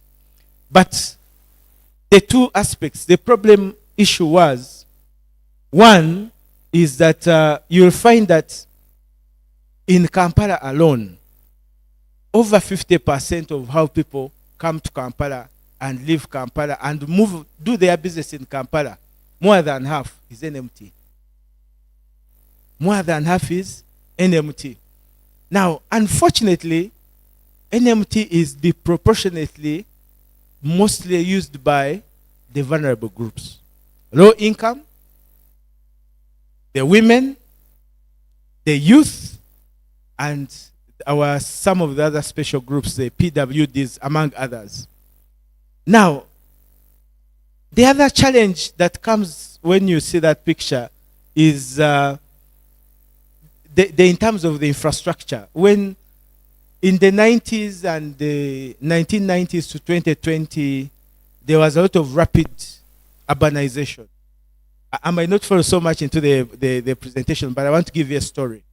There was a lot of urbanization and motorization. I think people were enjoying the peace, the yellow peace, and people bought many cars. People like my brother Edwin there, he has a car, the wife has a car, and the girlfriend has a car. Okay, now those are 3 girlfriends. And there was a lot of rapid motorization, urban sprawl, and so there was a lot of pressure already on the narrow roads that we have. So you find that the pedestrians, the cyclists were pushed. They are pushed away from the roads. And what is the effect? We are seeing fatalities, injuries. Then came the border issue. You get it? Then the informal trade order, the vendors, and then also these pavements. Most of us motorists, we use them as side what? We use them for side parking. So you'll see that the NMT users have been pushed away. But again, we remember these are the majority. These are the ones in the informal sector. These are the ones, unfortunately, in the low income section. But we are pushing them away. So it reminds me of my brother's pain concept. They have a lot of pain in terms of mobility. So that was one of the problem issues. In terms of the objectives, there was global policy trend in terms of green growth, green transport evolution, low carbon emissions. And we realize that NMT actually is one of the best. It's actually the best in terms of no emissions. Those minor emissions are not really significant. So there's low carbon footprint rated with NMT. And then public health. So all those aspects, together with what we call the 2001 Ginger Declaration. Now, if you remember, there's a beautiful lady, you will see one of her pictures, called Amanda Ngabirano. She's one of our best NMT ambassadors. So we tried to pilot some NMTs in Ginger and Iganga. And unfortunately, those pilots didn't work very well. But there was a declaration to really push for NMT policies. So you see those 3 key factors: the Ginger Declaration, the pain of the NMT users, the global policy trends pushed us into working with the United Nations environmental program into developing this NMT. Now, as we come up with this NMT, I wanted to also highlight some of these legal frameworks that we have that relate to this non-motorized transport. We have the national frameworks, that is Vision 2040.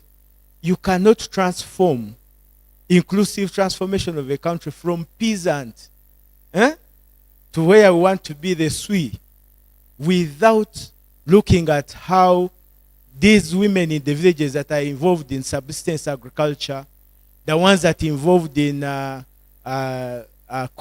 petty small businesses, how are they going to access markets? Most of them do what? They use bicycles. Not so.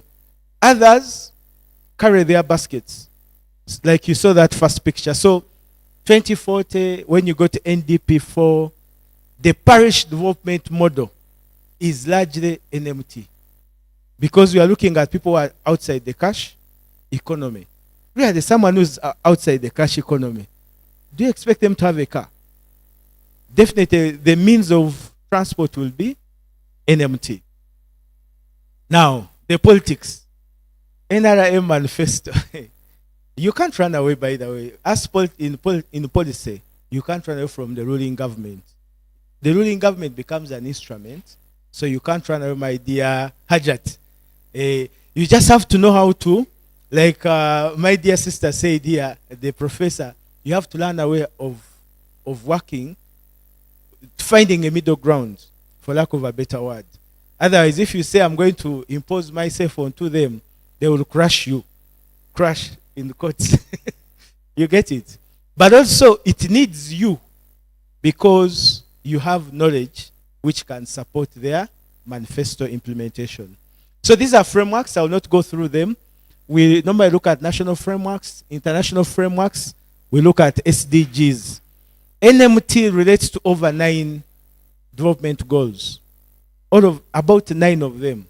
The well-being, health, sustainable cities, all of them. And all of them. Health, what? SDGs, they are aligned. Continental commitments, African Union. Again, we are looking at infrastructure, which is inclusive, among others.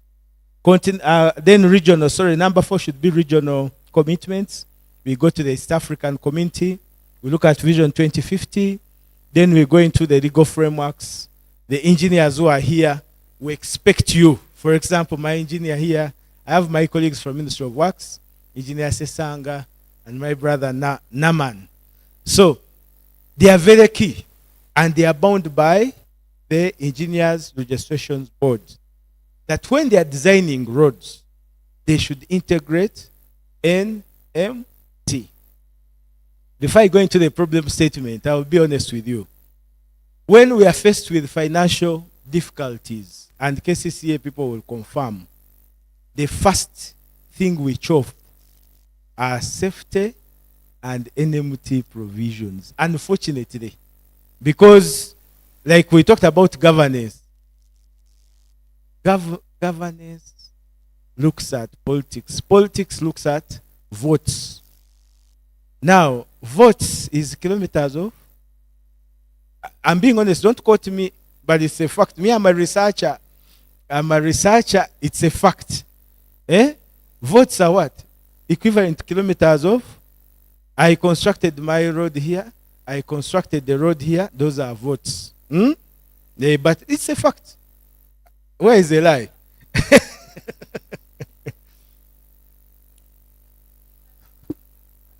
Of course.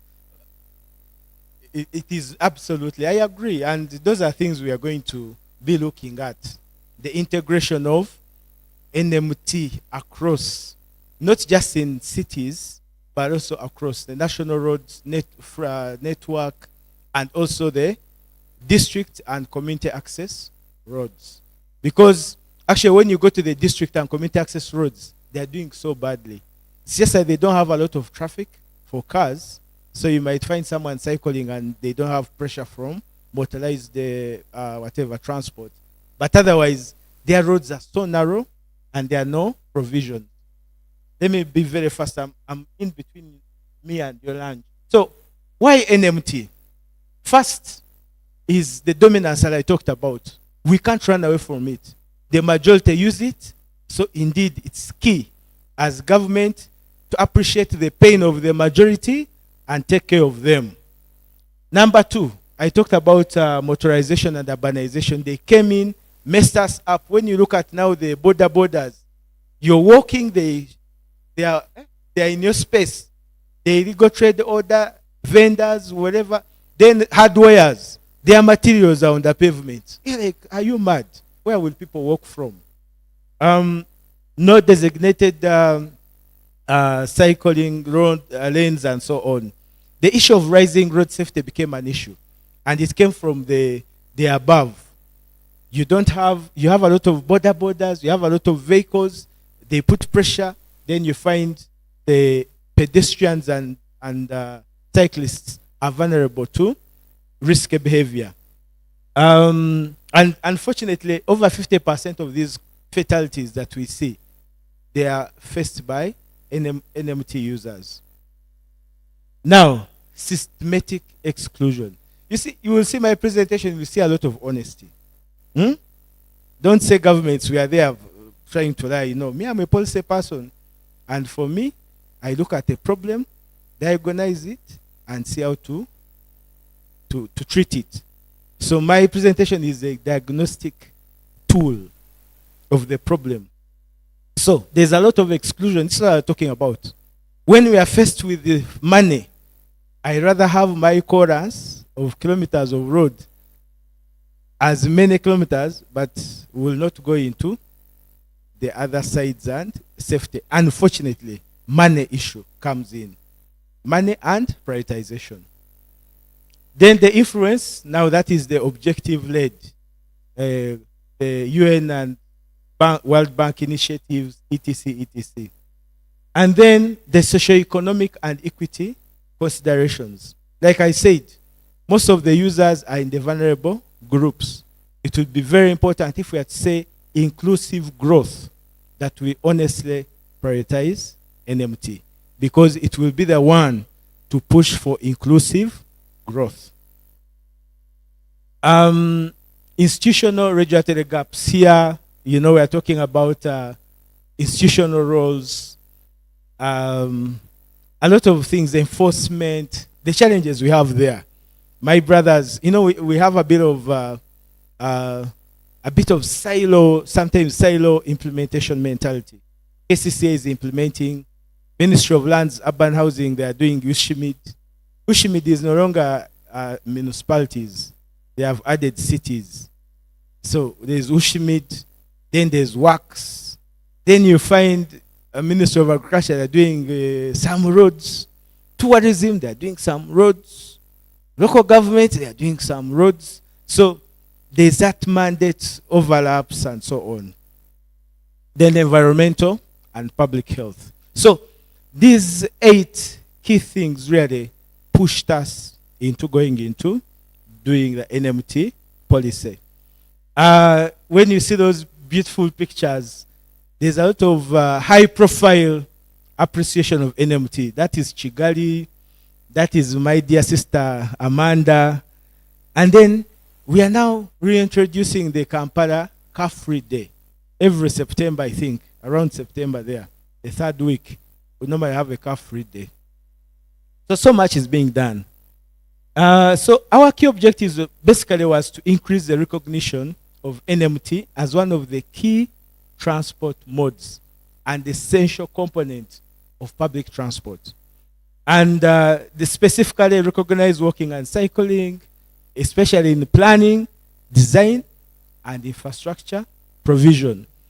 Then safe infrastructure, mainstream for resource mobilization, the universal design standards my sister Grace was talking about. Partially I answered you. Systematic exclusion. Improvement in regulation and enforcement and guidelines for inclusion in projects. Advocacy. Advocacy, and then government, provide government direction. Now, as policy people, we don't do things in isolation. So there's a lot of alignment of this NMT to both international, continental, regional, and national frameworks. This, we shall share this, presentation. But largely for SDGs, we're talking good health and well-being, NMT is there. Sustainable cities and communities, NMT is there. Industry, how are people going to work in industries? Infrastructure, inclusive, resilient infrastructure. We are talking reduced inequalities. The percentage of people who are using NMT, the vulnerable groups. Alignment to African Union Agenda 2063, again infrastructure, urbanization, and climate resilience and green growth. ESC, again infrastructure. Vision 2040, I talked about it. NDP, national transport. I did for those. I didn't go into the manifestos and so on, but they are very key. Now, this, I will not talk much about it because KCC will give a presentation, but we know that after this pilot, we have seen improved and stimulated active travel, walking and cycling. We have seen improved provision of space, safe space. You look at those pictures, safe space, especially for our ladies. When you look about access to public transport, I can easily walk to the bus station, I can easily walk to the train, and so on and so forth. and then a direct linkage between downtown and, so there's been a lot of success stories with these pilot studies that we have done, and then imbalances and so on. The big man, one of our key ambassadors, with his drip bottle.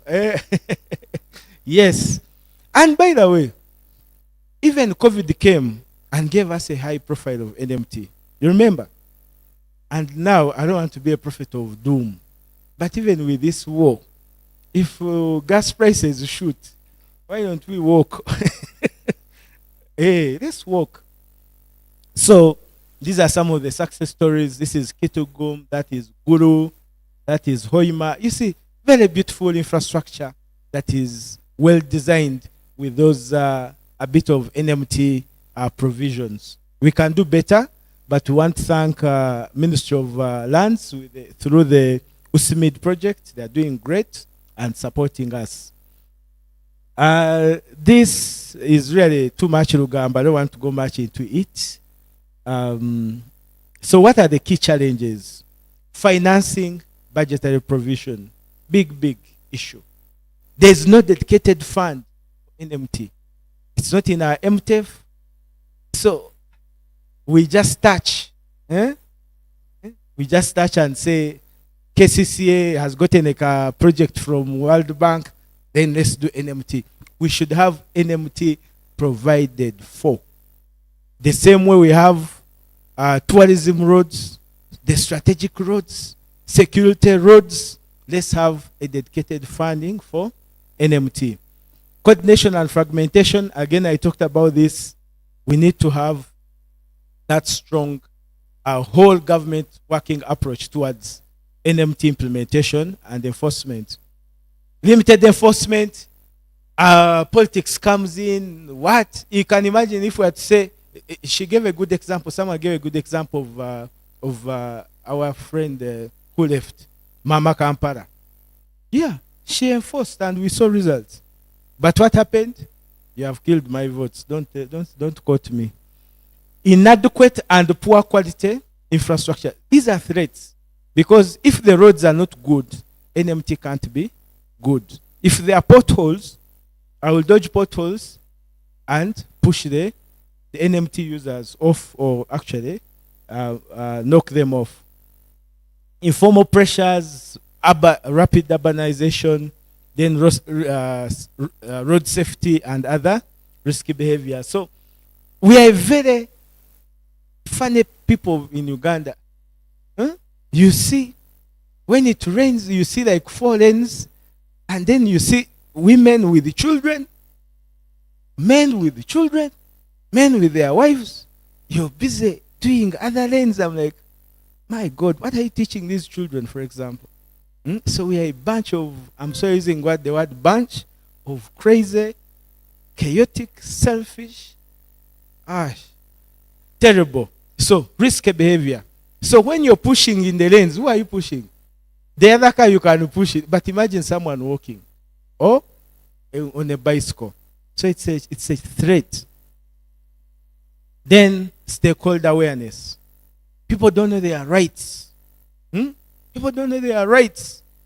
Sometimes I see a border coming on a pavement. I'm like, I wish I could grab this guy and tell him you're not supposed to use the pavement. But the moment you grab him like this, then another swarm of borders will come. But people don't know their rights. So public stakeholder awareness is key, and also behavior change. Technical and institutional capacity. Like I said, there are many implementers, like the forms are asking. Local governments, do they have the capacity to design?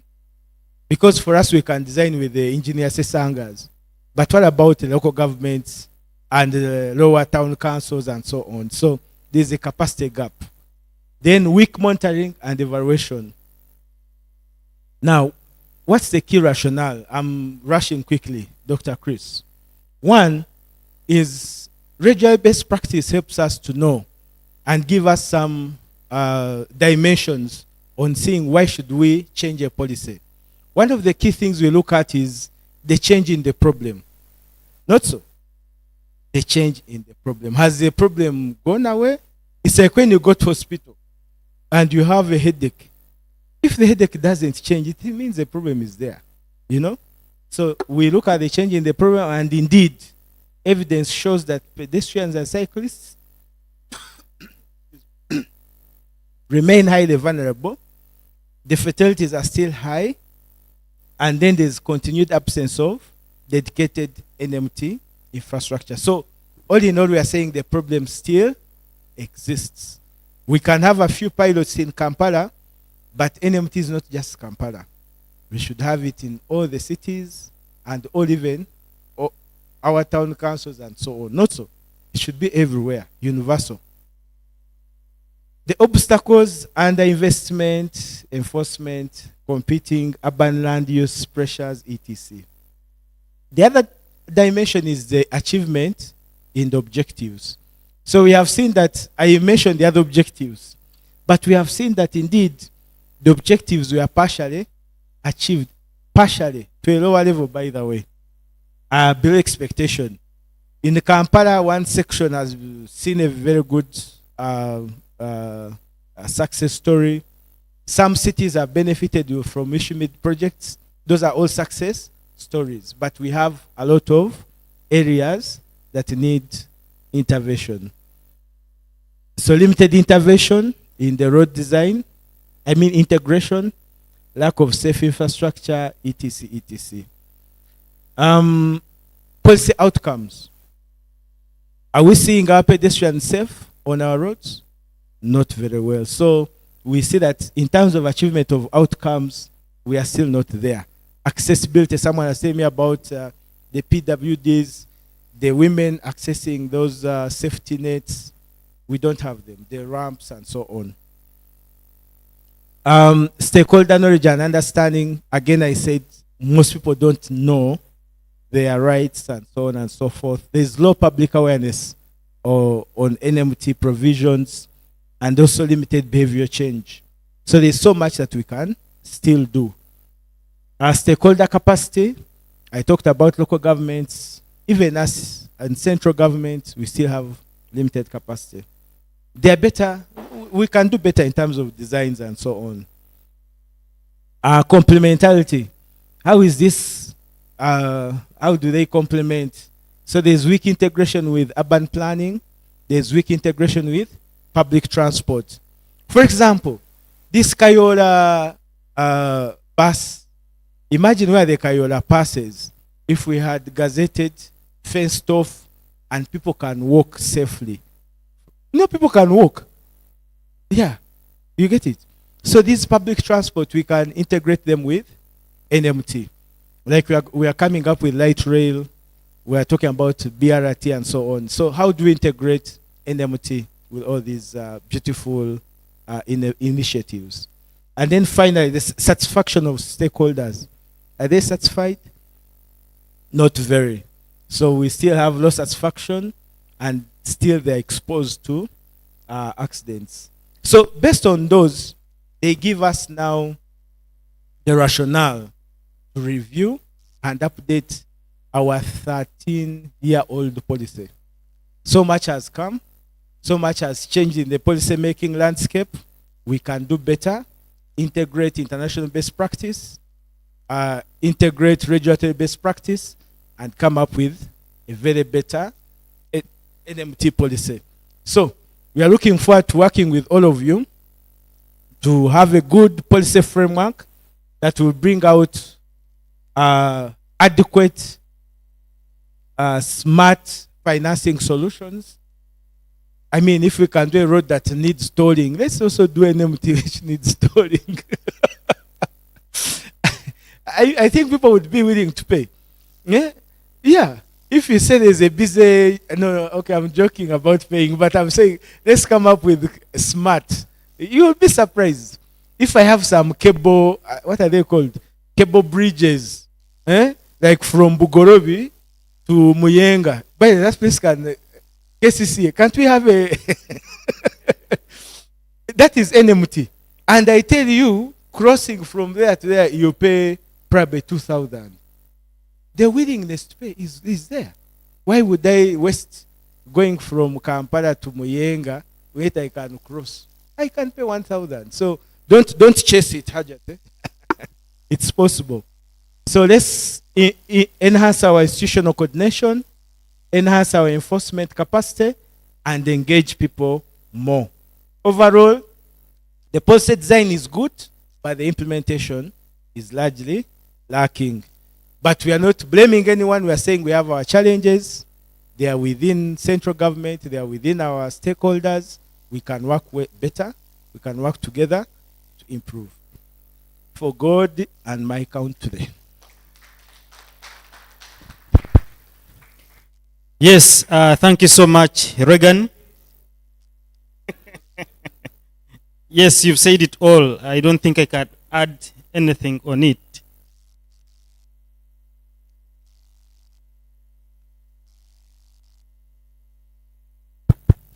Okay, so that was nice from the Ministry of Works and Transport. Yes, quickly to our agenda, we shall now move on to the next one. Yes, if we have, yes, in the meantime. Thank you so much, Mr. Namanya. I just want to comment on one thing. You talked about an obstacle of institutional fragmentation across agencies. But I would like to speak about the issues where a road is worked on, a pavement, and then a certain company like MTN or any other, Airtel, not to sound like I don't like MTN, comes and asks to redo the whole thing because their cables are not in, or national water, maybe that's, anyway, such things. It's not just in Kampala, even in the villages where we come from. These things really disorganize us as we walk, but also take back the development, and we lose money like that. Yeah.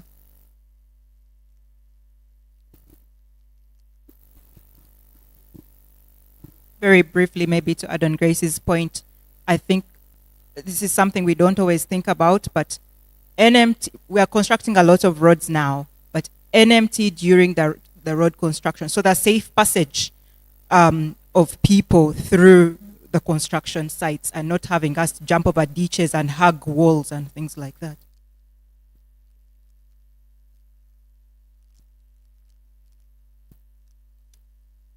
Thank you. Good afternoon, everyone. Engineer Evelyn Manyaraho. I have you and I work with the National Planning Authority. I'm sorry I came in late. I was caught somewhere. I have 2 or 3 issues to comment on. Maybe I can start with the NMT policy. Mr. Namanya told us that a lot has happened since 2012 when the policy was made. And we are now supposed to measure the impact, the effectiveness, and all those parameters he mentioned. My first question is this policy still aligned to the new parameters that came up, or we need to do a review of the policy that is existing? And then secondly, I want to comment on the challenges, and I want to agree with Mr. Namanya on all the challenges presented, because we see this every day. We all agree. But I think among the proposals, what we should think of addressing is beyond the challenges we are seeing presented.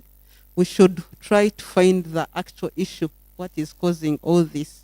What is causing the law enforcement? Why are we getting funding challenges? What is the reason behind this? And to me, I think it is something that is related to law commitment, or probably we need to do more sensitization and promote NMT, because the key stakeholders that are involved in allocating funds, that are involved in pushing this agenda, if they don't have the buy-in, then we can talk NMT throughout the day, throughout the week here, but we won't have impact on the ground. So I think we need to start with a mindset change. And the mindset change, we should know our public, where public here is in terms of who really matters in having this agenda driven to where we want it to be. And if we can try to transform the thinking of those people, then I think we'll get where we are. And lastly, I want to comment on the issue of institutional fragmentation. I don't know whether I got it right, but I think we are talking about the, can I say, conflicting mandates, where we are having the different entities all implementing road development. And particularly for this, government introduced a program-based approach, and this was one of the main reasons to remove this silo system of planning, budgeting, and implementation. The program approach is currently being implemented, but we are still transitioning. Actually, Mr. Regan, you belong to the Integrated Transport Infrastructure and Services Program, where all these issues are supposed to be discussed. We should not even be having Ministry of Lands, should not be having, they are all supposed to come under one umbrella of transport. We plan as a team, allocate budgets as a team, and then implement so that we get our results that are aimed at. Thank you.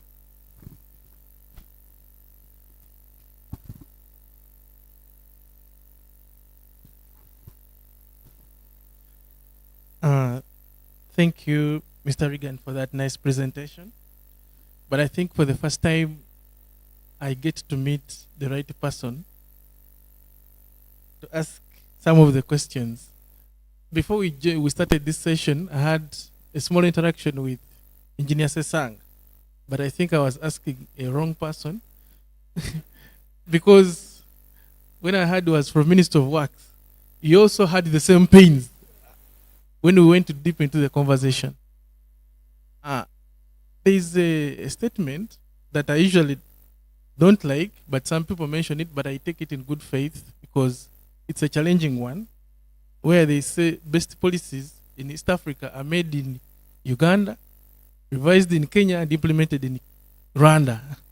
I think some of you are aware of this statement. I usually take it in good faith because it challenges, and it is telling us that we have good policies, but we seem to lack the will. Case in point, I have heard in your presentation, you mostly point out the challenges. It seems you are aware of the challenges, and you usually use the word government needs to. But at what point shall government actually put its foot down and say, now this must stop? Because I heard there is a plan by KCCA, maybe they will mention it, to develop a BRT system. But I'm still wondering where they will implement this from, because of the limitations of funding. You need to acquire space, but no one seems to be talking about acquiring space, but we are mostly confining within the spaces that we have. I don't know whether that is a good principle of planning. Me, I would think we would rather maybe concentrate on acquiring space. We plan for maybe 50 years ahead. Maybe people will come after us. We'll implement these instead of putting systems in place that will get suffocated immediately with commission. I don't know. Because a case in point, I was in Kigali, I think like 4 years ago, and the person who was taking us around showed us a 6-storied building that they were going to demolish because it was in the right of way, which I don't think is possible in Kampala. So I believe at one point, government must put its foot down and we stop this narration of we need to do this, we need to do this. Everyone actually understands, but we need to reach a point where we start it. And before we do that, we shall have better policies, we shall have very nice things in the books, and the problem will just keep worsening. Thank you so much. Yes, thank you guys. I like the discussions going on here. Very interesting. So let's get back to our program quickly because we are getting short of time. So the next is the presentation from KCCA regarding the pilot NMT corridor.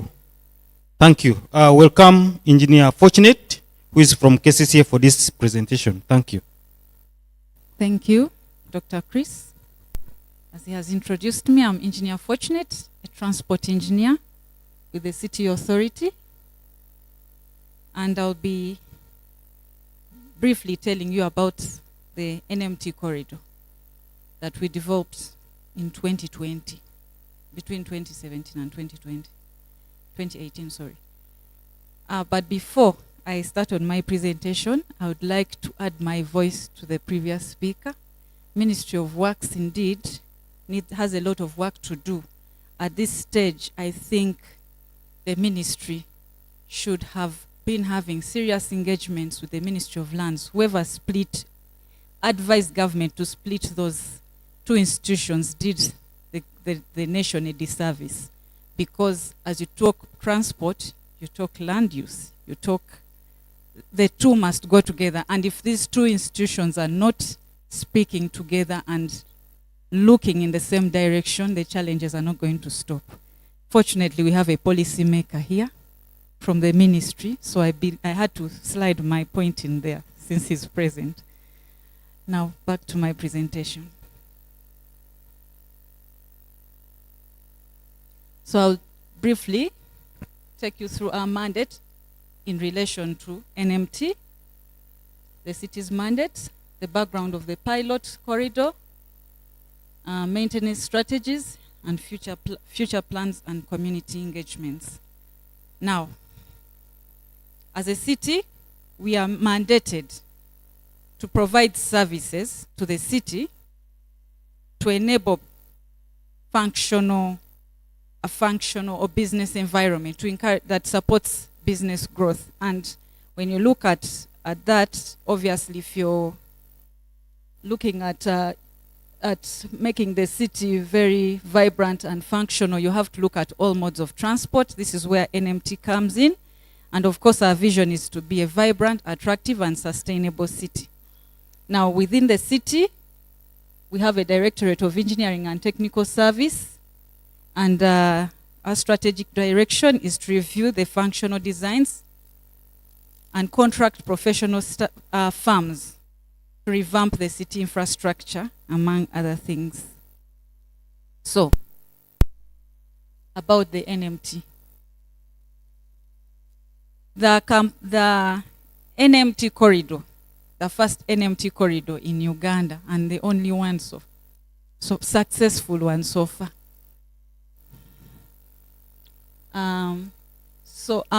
In about 2012, NGOs, GIZ, and UN Habitat interested themselves in encouraging the city to implement NMT facilities. At the time, they engaged the mayor and the then technical management of the city authority, and in fact, the determination of which street was to be our pilot was made by the Lord Mayor. That was his lordship, his worship, Elias Lukwago. So, and of course, that was based on the fact that already on that street there was heavy demand for the facility. So it was a safe bet and a good decision. So a lot of planning happened outside Uganda because that was funded by UN Habitat. And we had a concept and started engaging. Eventually, we came to 2018, where implementation commenced. So in 2018, just a few years before 2018, KCCA contracted a construction firm, to construct the NMT corridor, the pilot. That was from Entebbe Road to Bakuli, a length of the contract length was 1.8, but the actual length was 2 kilometers. And it was part of another part. The contract contained many roads. This was just one of the links that was being improved. And the contract was completed in 2020, and the key features were we had full pedestrianization in some sections, partial, and of course we had toucan signals in some areas. And the cost for just the NMT component was 4.7 billion Ugandan shillings. I don't know who can convert that to US dollars. That's about maybe like 1 for our international guests. Yes? About what? $1.3 million? Yeah. Yes. So that was obvious. It was a lump sum contract. So even when we found the discrepancy in the length, the price was fixed. Fortunately for government, we managed to transfer that risk. Happily transferred it. Yes. So as I was saying, so this was the concept, and at this section, the yellow, this is Entebbe Road. At the yellow section, we have partial pedestrianization, so cars are permitted in that section. Then the green, just this part, we have full pedestrianization. Then partial pedestrianization. Now this was supposed to be full pedestrianization. I said supposed because eventually it became partial pedestrianization. And so I'm going to just say this here. So right, it's a bit outside this particular corridor presentation, but right now the city is actually introducing NMT facilities, cycle lanes in this triangle here. The project is actually ongoing. So we are not sleeping. Government is funding and budgeting. Researchers, I think you're encouraged. We did not sleep. We went ahead, we looked for funding. It may be slow in showing up, but it is coming. And that's very important.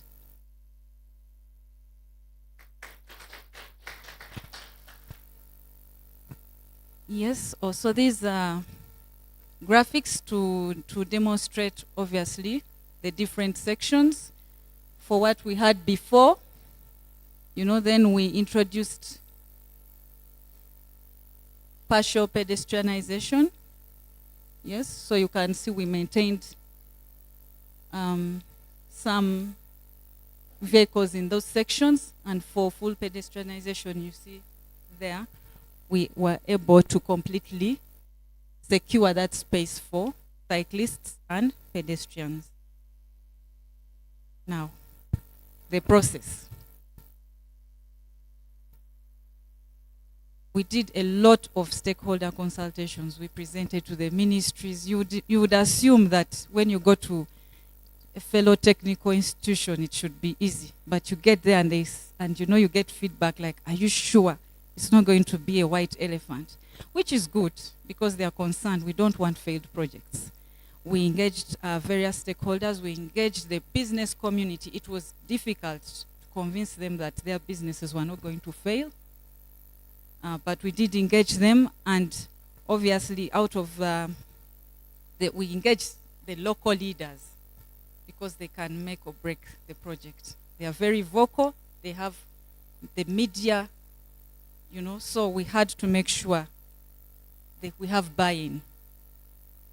And so out of the engagements, that's why you saw the section that I showed you earlier, which was full pedestrianization that we later changed to partial pedestrianization.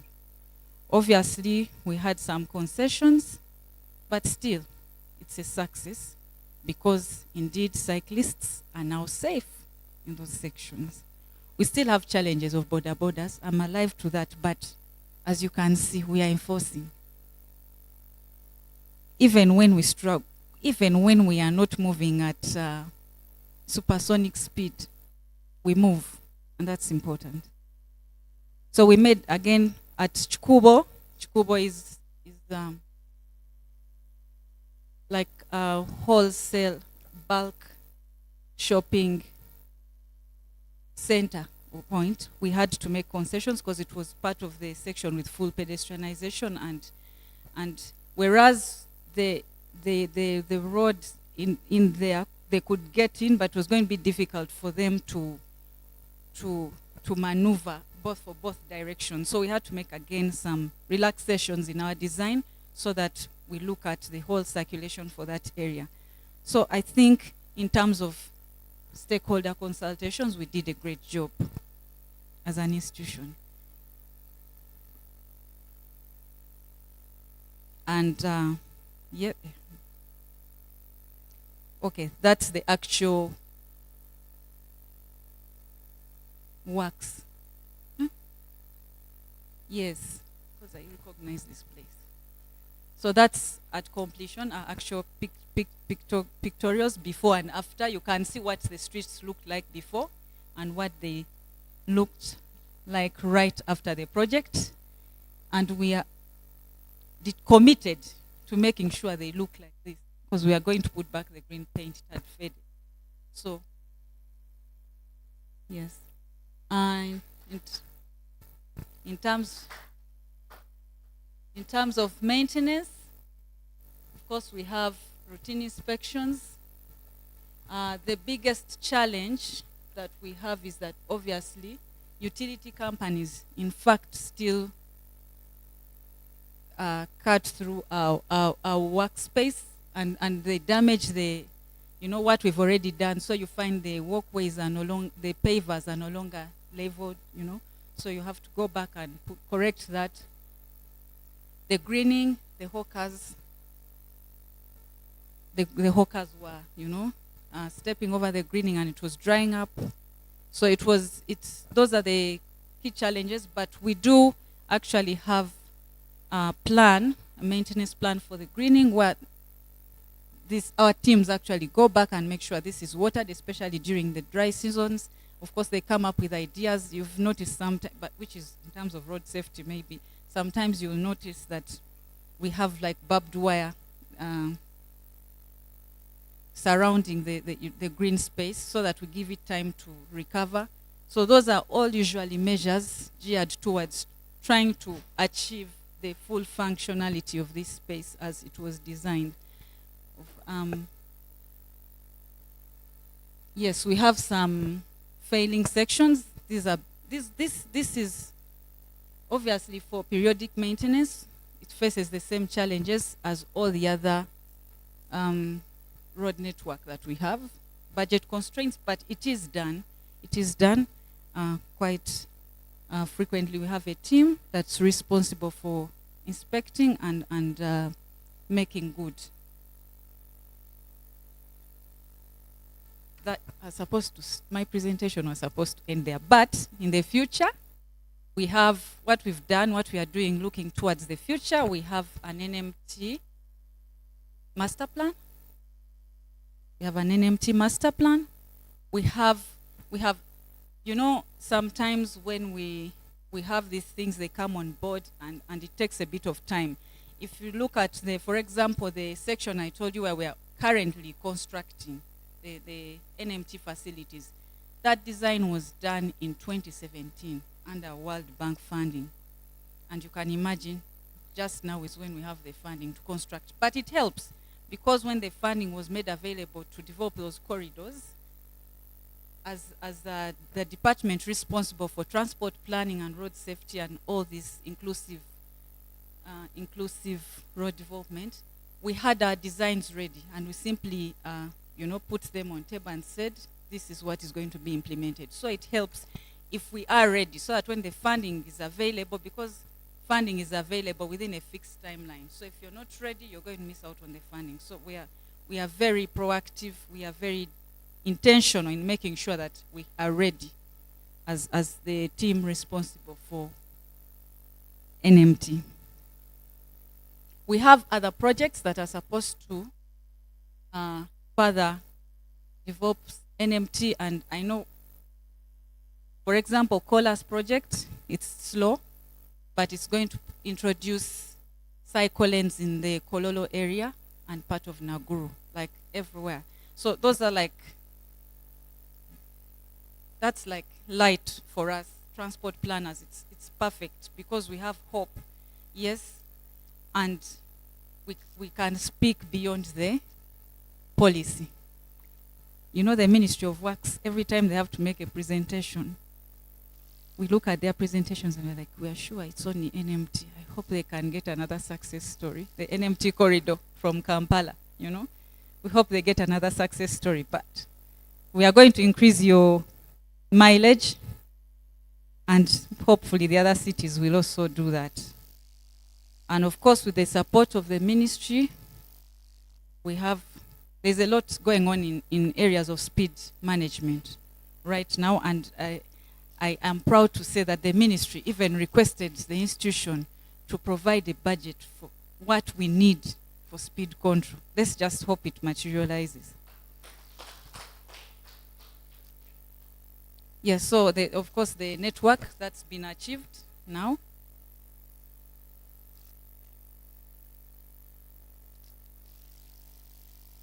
Yeah, I think I've said this in different ways. Thank you.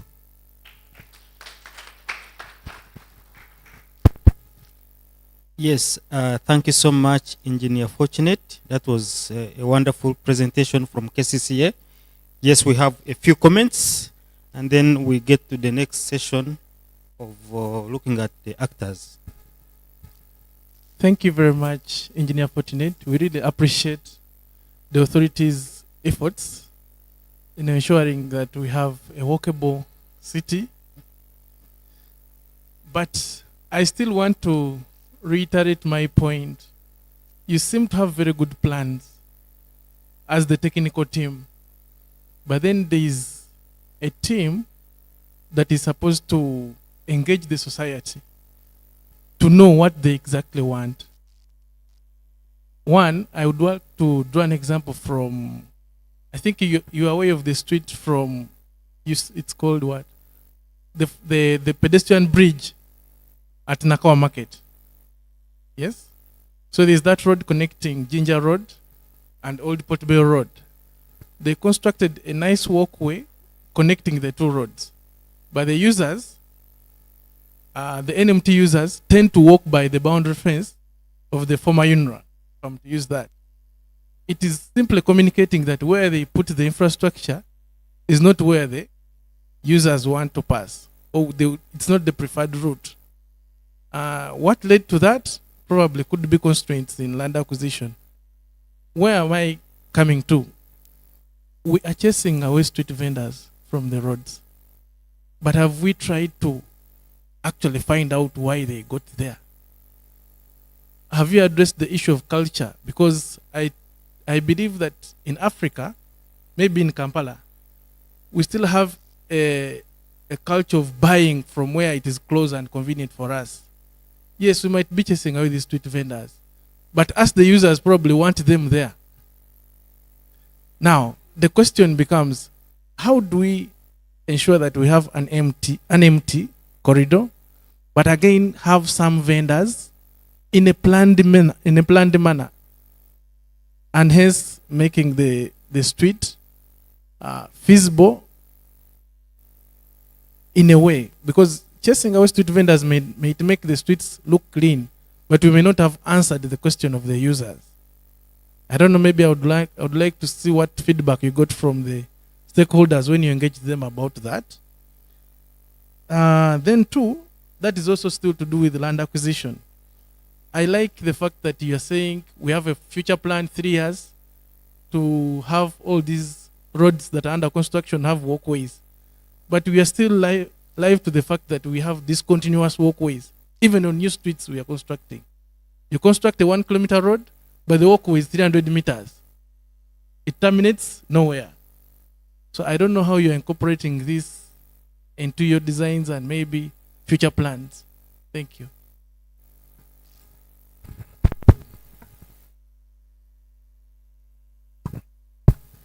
Thank you so much. I am very sure Engineer Fortunate is going to ably respond to you. Felt compelled to comment on your question.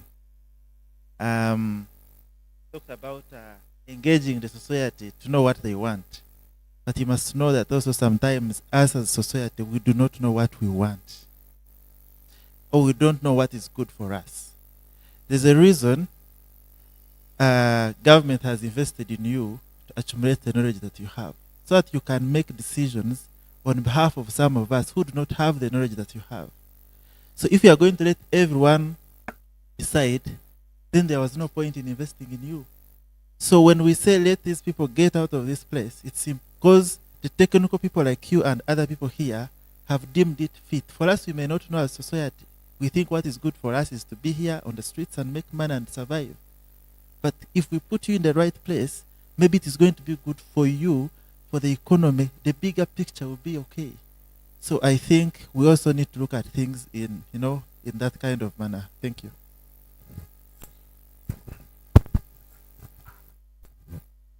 Thank you so much.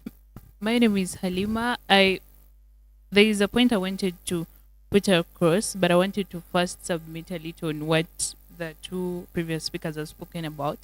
And I want to agree with the speaker that spoke about mindset change. I think when we come back to the economies of scale, particularly demand, normally demand is very high in places that are very congested, in a way that if we are having markets that, and people know it is a mindset and it is something that is known to everyone, that markets are where we are going to go and get this, I think that plays better to understanding or speaking to someone's mind.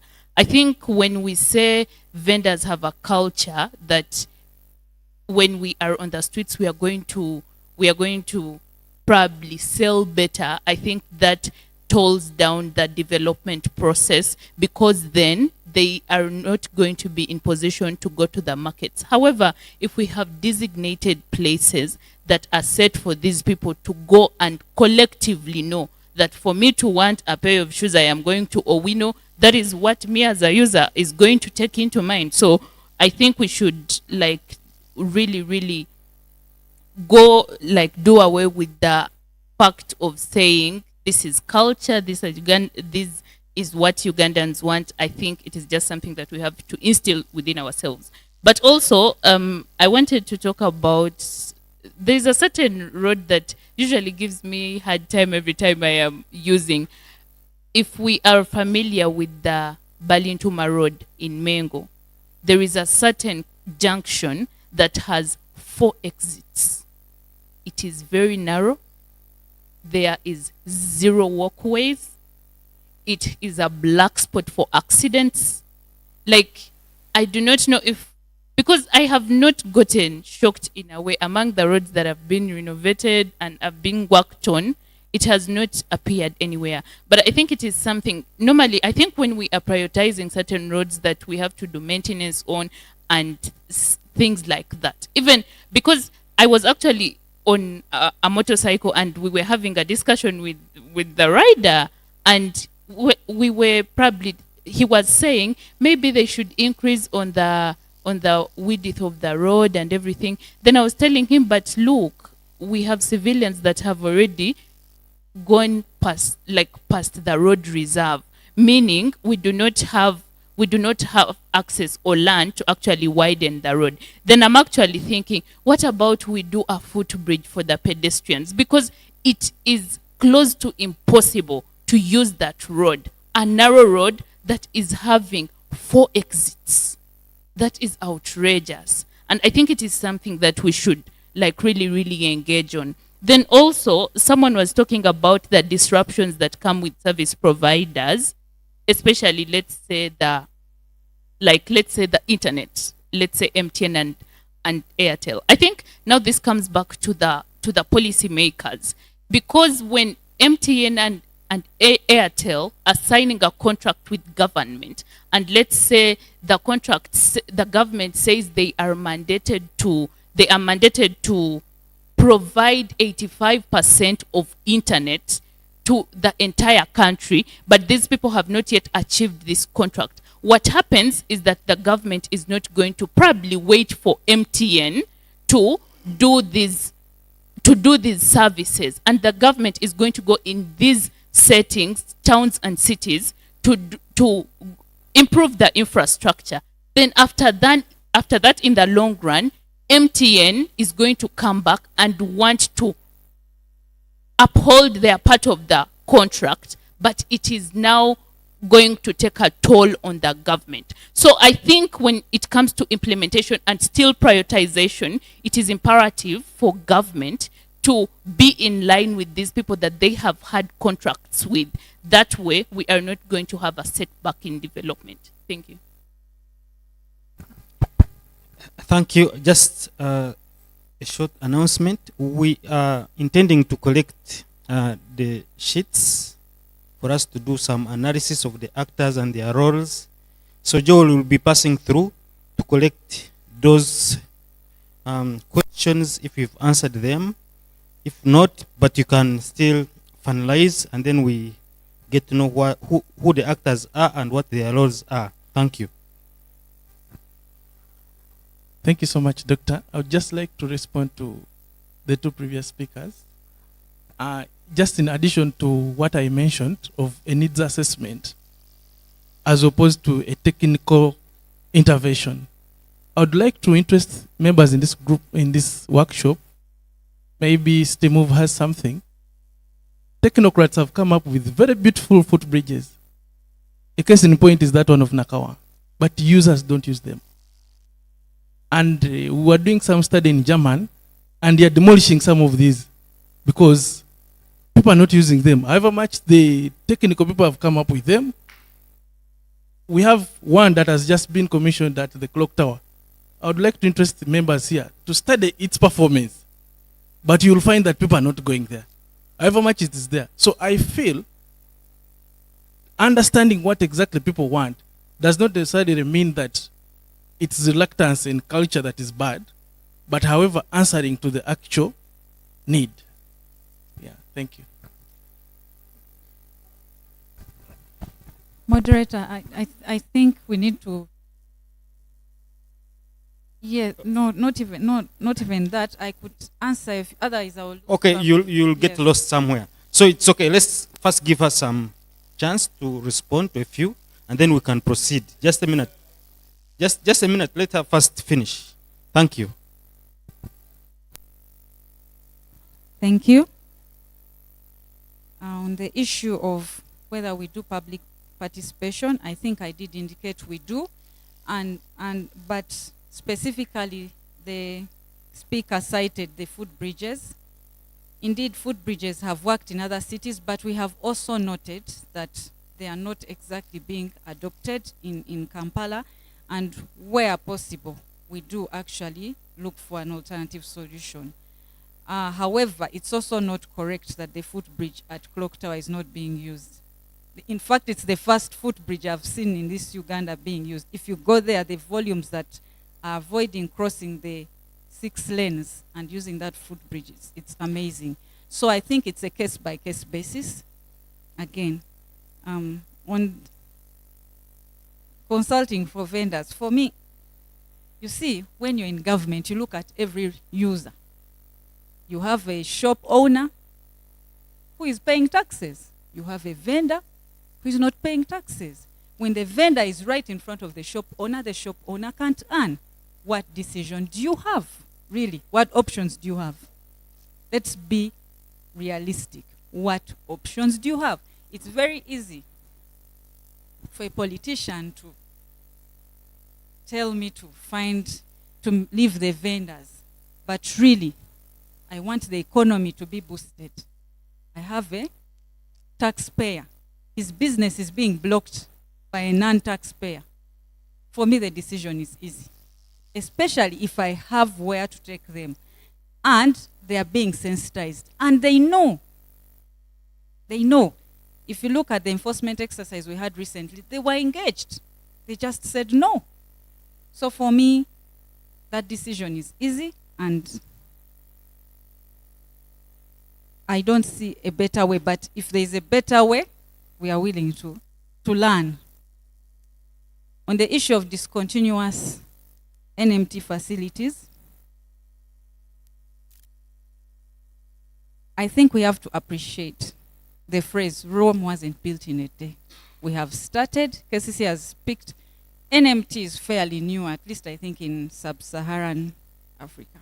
We thought what we needed to provide for was the vehicles, the cars. NMT is new. We are not going to, in 1 year, build all the cycle lanes and all the walkways everywhere. And in any case, if you go to a community, you have to study the community and find what the need is. Again, the desire lines may be on a certain road. I need the facility, but I may not need the facility on another road. So again, that's, of course, for walkways, you need probably everywhere. But the point is, it is going to be a gradual accomplishment. It cannot be done in a short time frame. There was a point about an intersection. That intersection is actually being prioritized. We are aware of it, so thank you. So that's just feedback. We are hoping that it will be funded under one of the current donor projects we have.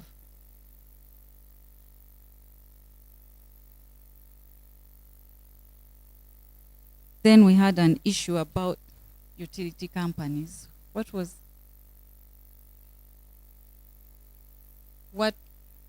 we've already done. That's a policy issue. That's a policy issue. As a city, we have attempted to streamline this area, and it's tough because there is Ministry of ICT that regulates, because the easy way would be to let's duct and then they pay, for that they meet that cost, But the policy makers responsible for that particular issue are not open to that approach. And the only other way I see is for the Ministry of Works to demand it. Ministry of Works is our line ministry, the ministry responsible for roads. This should be in the regulations so that we are not at the mercy of ICT that is not answerable for the performance of the road network. So for me, I think that's something that our policymakers can do for us. I think those were the... I think we can let her take her seat. I think she has done so well. But we can still have a few comments before we are coming to the close, so just a few minutes. I think my comment is very important because I'm coming from another perspective. I'm not a Ugandan, I'm Nigerian. But when I saw some of the slides, I saw some miracles there.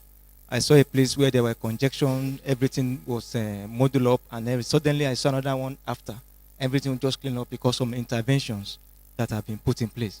But I want to say that like the essence of this stakeholder meetings is very paramount in the sense that we have the Kampala City, we have the Ministry of Works. Part of this is to create a sort of sensitization and orientation that will make things work. It seems we have the commonalities in all of Sub-Saharan Africa in terms of how things at least play out. Because, we say that the road has only been an, how will I call it, how will I say that, the culprit. Because everybody wants to make a good sales out of the road. The people will come to the road, the sellers will come to the road. Sometimes we have an NMT infrastructure, the walkways.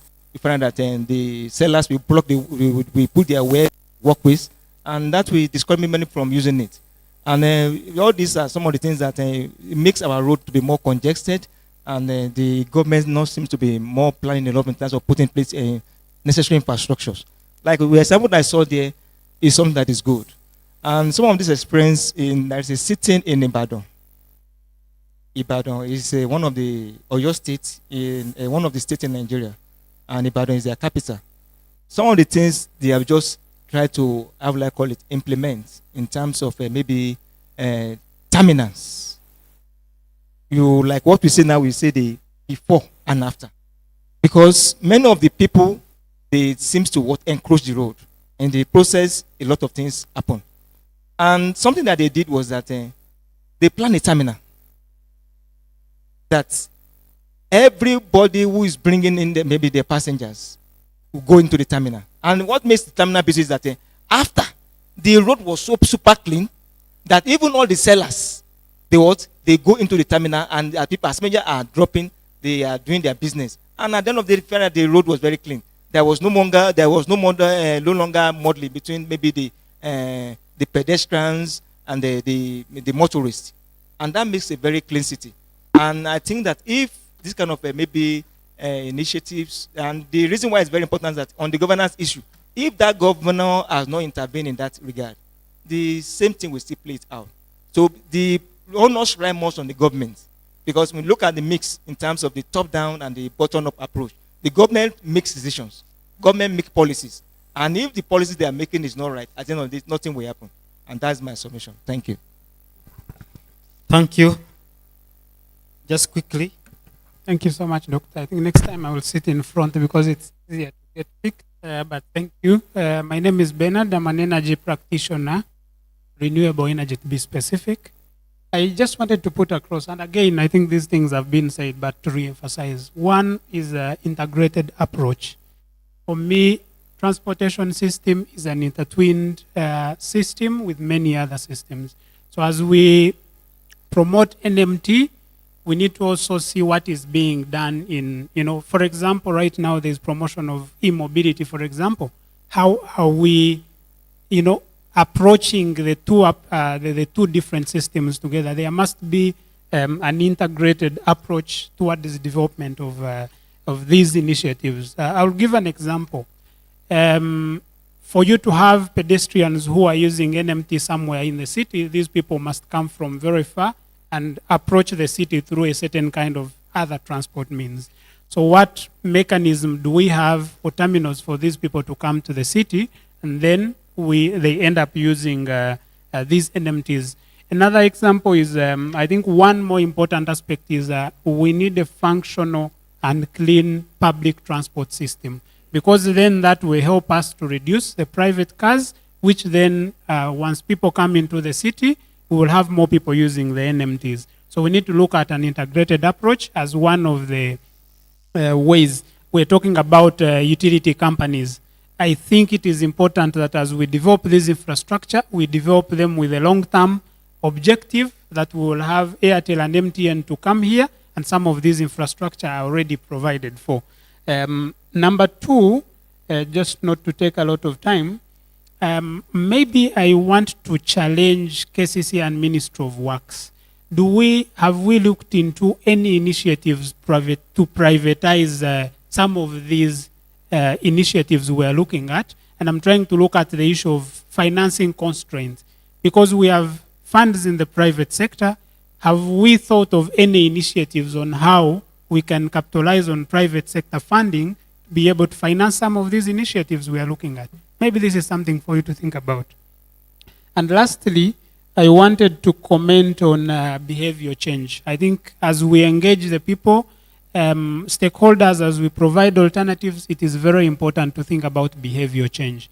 Because once we provide those alternatives, but we haven't provided a deliberate budget and initiative to change the behavior of these people, then we'll still come back and complain about unused infrastructure. Thank you. Thank you. Lastly, thank you very much. And three things, quick ones. One is to commend KCCA. In our private homes, in our taxis, you hear people against the removal of vendors on the streets. And the reason they are giving a fake, quick access and all that. For me, I commend KCCA as someone who is an advocate of safe roads. NMT is our thing. We really want it to continue.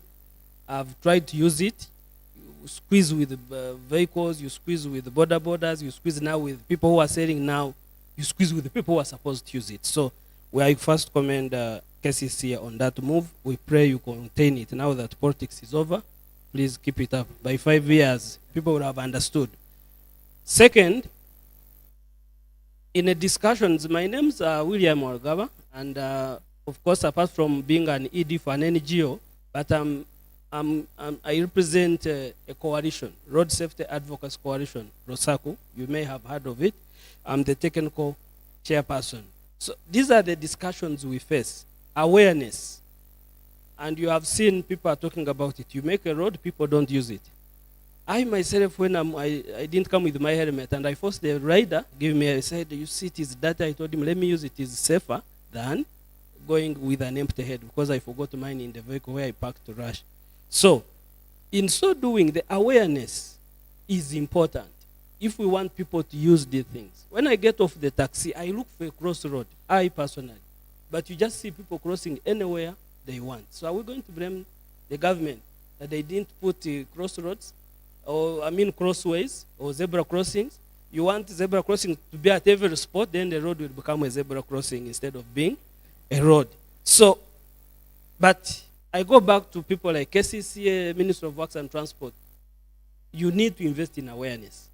Example I'm giving, it's not that twekolera karango mu Uganda, but there are many organizations, funders have put people in coalitions. Even the government has done. It no longer want to meet one musician, they have done so. So now in CSO world, the funders have put all NGOs in coalitions. Look out for those coalitions, work with them. Otherwise, without their awareness, these things, we are going to make them beautiful as they are, and they're not going to be used. People are going to insist. And lastly is the question. I know I'm aware, so I'm asking to see, is KCCA doing it? Because we know in these designs budgets, or BOQs I would say, there is no awareness budgets. And we are calling on designers, ministries, please put it there. I know you'll put it, World Bank will remove it.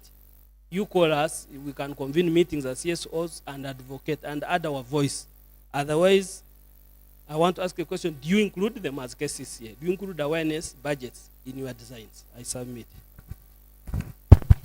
Yes, so I think those are interesting submissions, but let's quickly get back to our agenda so that we can close up and have our lunch. So next, Professor Ojo is going to give a summary of who we think are the actors in these decisions. Thank you. Thank you very much, everybody. Professor Thomas Ojo from the University of Cape Coast. I'm a trained urban regional planner, but now I'm a transport planner. When we were talking, I could hear some people saying they are transport engineers. How many of us are transport engineers here? Regardless of what you are working, you are an engineer, isn't it?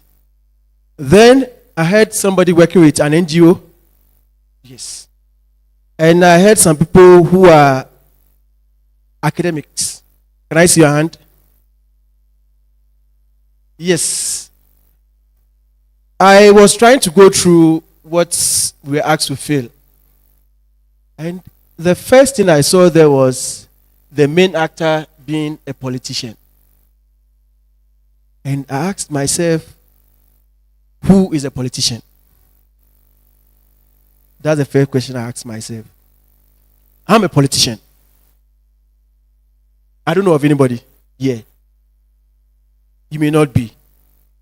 What I want us to understand is that when it comes to urban transport governance, we have two types of actors. And that is why I asked, who are you? Who you are as a professional is evident in where you are working. And from what we have seen here, we are trying to use two scenarios. That is the development of LMT by my friend Mr. Reagan. I prefer to call him the other name. But he said we shouldn't have the Trump. So maybe I'll call him Mr. Reagan. Then from where my sister presented, she presented on what?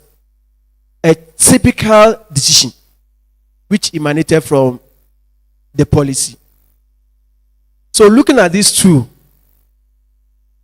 we want to look at two main actors. We have one, we call them state actors. State actors. So who are the state actors? The Ministry of Works and Transport, which I saw there. That is a whole ministry. We may have other agencies within the Ministry of Works and Housing, isn't it? Then I was asking myself, where will I place KCCA? From where I'm coming from, it's under the Ministry of Local Government. I don't know, where is it here?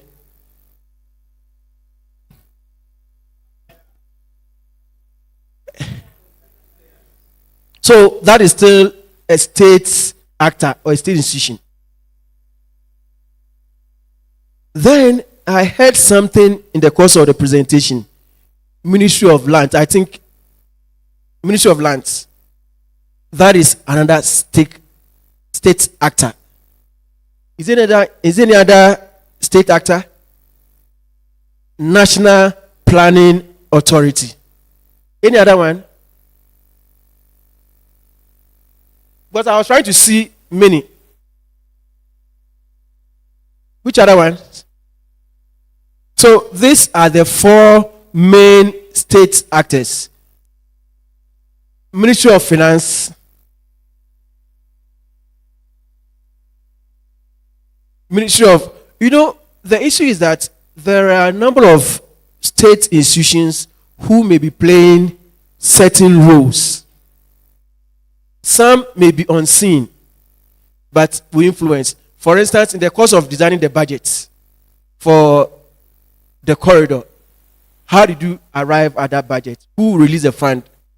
That is the Ministry of Finance. I think my brother will talk about the roles being played. Then let's move on to what we call the non-state actors. An example, my brother at the back there, who works with an NGO.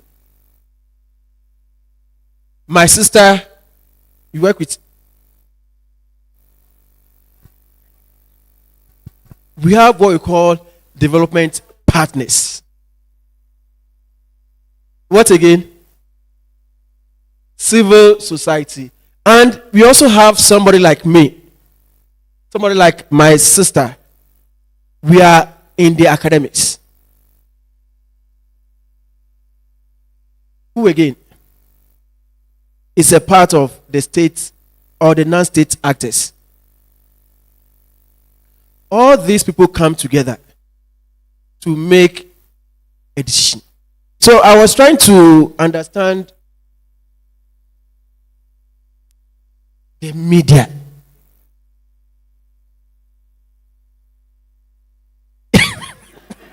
And my brother said something about engaging the local communities, the transport unions. They are also what we call non-state actors. So looking at the two decisions that we've looked at today, that is the NMT policy development and its offspring, which is the corridor. What do you think the roles of these states and non-state actors are? That is what my brother is going to discuss. Thank you.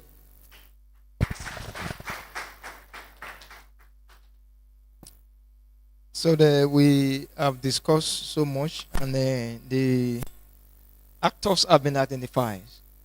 What is important now is to at least atomize those roles, that so that we can have what we call a balanced, and we can have what we call an actualized maybe policy. I remember when I was conversing with my sister there, who works with the World Resources Institute, and they mentioned some things relating to maybe the road safety, and once that they have the Uganda National Road Safety Council. And they said the council is now moribund, that because it's been put back to under the Ministry of Works and Transport. But what's very important is that she was now telling the roles that they are playing, even to influence government decisions, by trying to put in place at least a formidable road safety actions that people can benefit from. And this is some of the things is that if we all can play our roles independently and collaboratively with every other stakeholders, every other actors, I think this kind of gathering will be something that will be very much promising, and it will not just be a vain gathering. It will be a gathering that is going to be resourceful. And that's one of the things that we have identified the different agencies, the different actors. And what's very important is that even we as academicians, we need to also make sure that we play our own roles. Because sometimes now, we cannot work in silo. You cannot say we have the Ministry of Works and Transport there. We leave them to what they do. Issue of collaboration is very important. If there is anything we have discovered in terms of our researches, in terms of maybe some of the engagement maybe with our students for advanced research knowledge, we cannot just make it to bull and the files for there. We can have a way of engaging the government. And part of engaging the government in order to make sure that those things are what are actualized. For instance, this kind of gathering now is very important because the different actors are being brought together. And the roles now is that we have sharing knowledge, and we are coming to a mix about what we can say that is going to be beneficial. So our roles, everybody have a role to play. And when we play these roles actively, and that is when we can make a meaningful impact. We have said we have the NMT, we have the formal transport, we have the paratransit, and within all these streams are different agents and actors. And if we can actually play our roles, then it will be the best for the whole of Africa. And you see, we believe that Africa is, how will I call it, we are evolving. And I believe that one of the ways for us to evolve is the gathering that we are in today. So I believe that every one of us must play their roles. I found some fascinating and inspiring discussion here. And I've been listening to many agency heads in terms of what they are doing in terms of NMT policies. But what's important also is that how can we put a mainly? How can we mix all those actions and form into a resourceful action that will bring reality? And these are some of the things that this discussion is very important. So the onus runs by that. Let us continue to play our roles so that we can make a better transport in Sub-Saharan Africa. And one of the ways has to do with governance. And that is where we are here now. Thank you for listening. So in conclusion, what we want to know is that at the end of the exercise, we will be coming to you very soon. We then identify the kind of rules we need. So when we come, we want to know what role you played in the formation or the formulation of the two issues we have raised. And we also want to find out how or the role you are playing in implementing these two case studies we made mention of. And the other decisions that may come up along the way, which we want you to talk more on the roles you have played in the formulation and also in the implementation. Thank you very much. Yes, thank you, Professor Ojo and Professor Denis. We are coming to the close of this workshop. So before we get to our lunch, let's have the closing remarks from the Ministry of Works and Transport. And then after that, we can do lunch and networking. Thank you. Minister of Works, the floor is yours.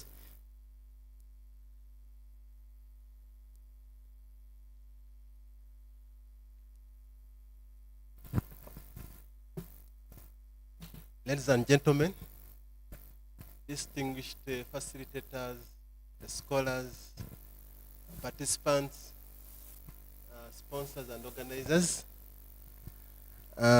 thank you so much for having come to this half-day workshop where the presentations and discussions have been quite insightful. To our facilitators, thank you so much for the hard work and being able to share the knowledge generously. I'll do a bit of a recap. I'll start with Dr. Gladys, where she was presenting about mobility and access in African cities. and we saw there's a need to address power and politics in transport planning and decision making. And she asked us to, one thing I saw, we're not partners on the program, so he asked us to approach Dr. Chris. Shall do that, so that we also become partners on this program. Then we went to Dr. Kayesi from Kakamega, was presented about how transport issues can rise on the policy agenda, and he called us members here to start looking at good practices around Africa. Instead of going to Curitiba in Brazil, Copenhagen, we try Rwanda, which is very close here.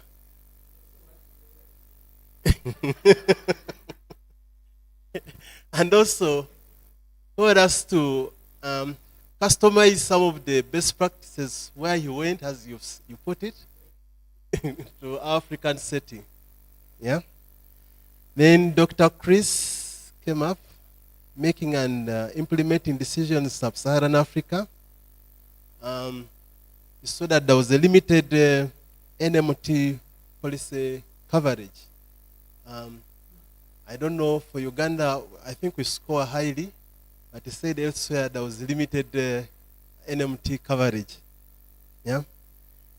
Then Regan, with no title.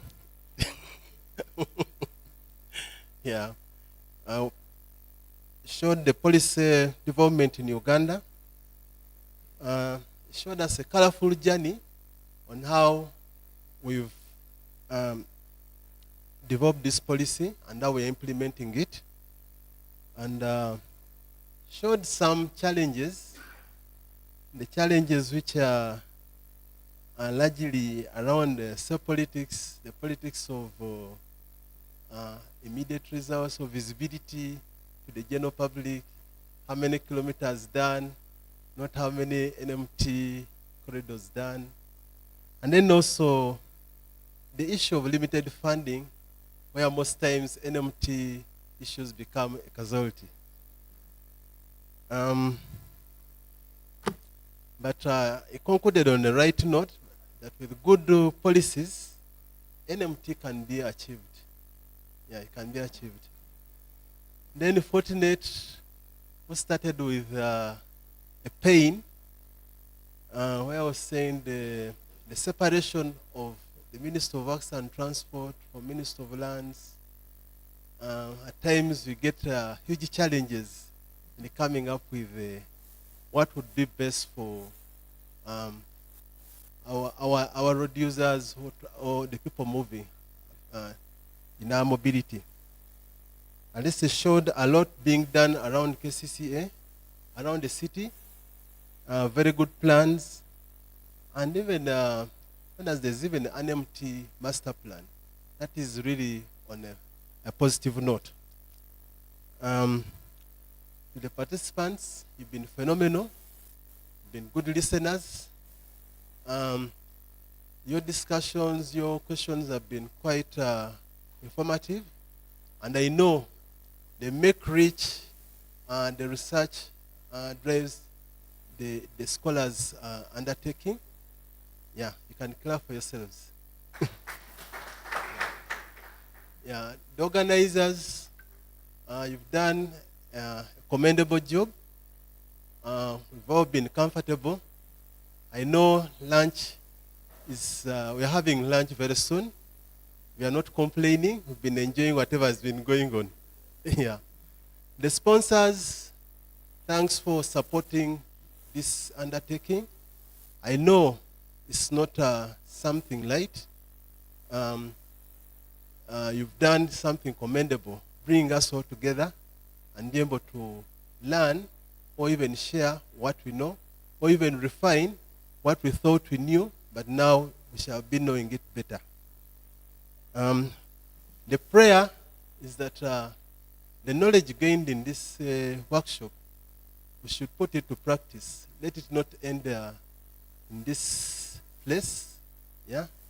As often is done, let's try to see a change in the way we do things. Yeah.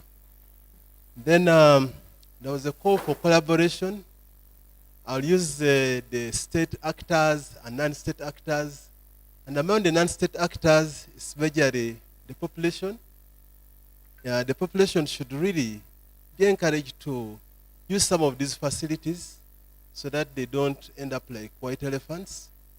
And we who implement whatever we think is best, we try to bring the population on board so that they appreciate that this is the best way for them.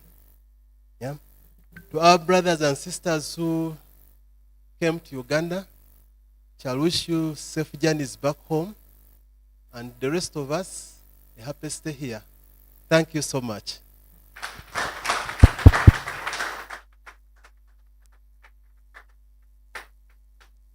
Yes.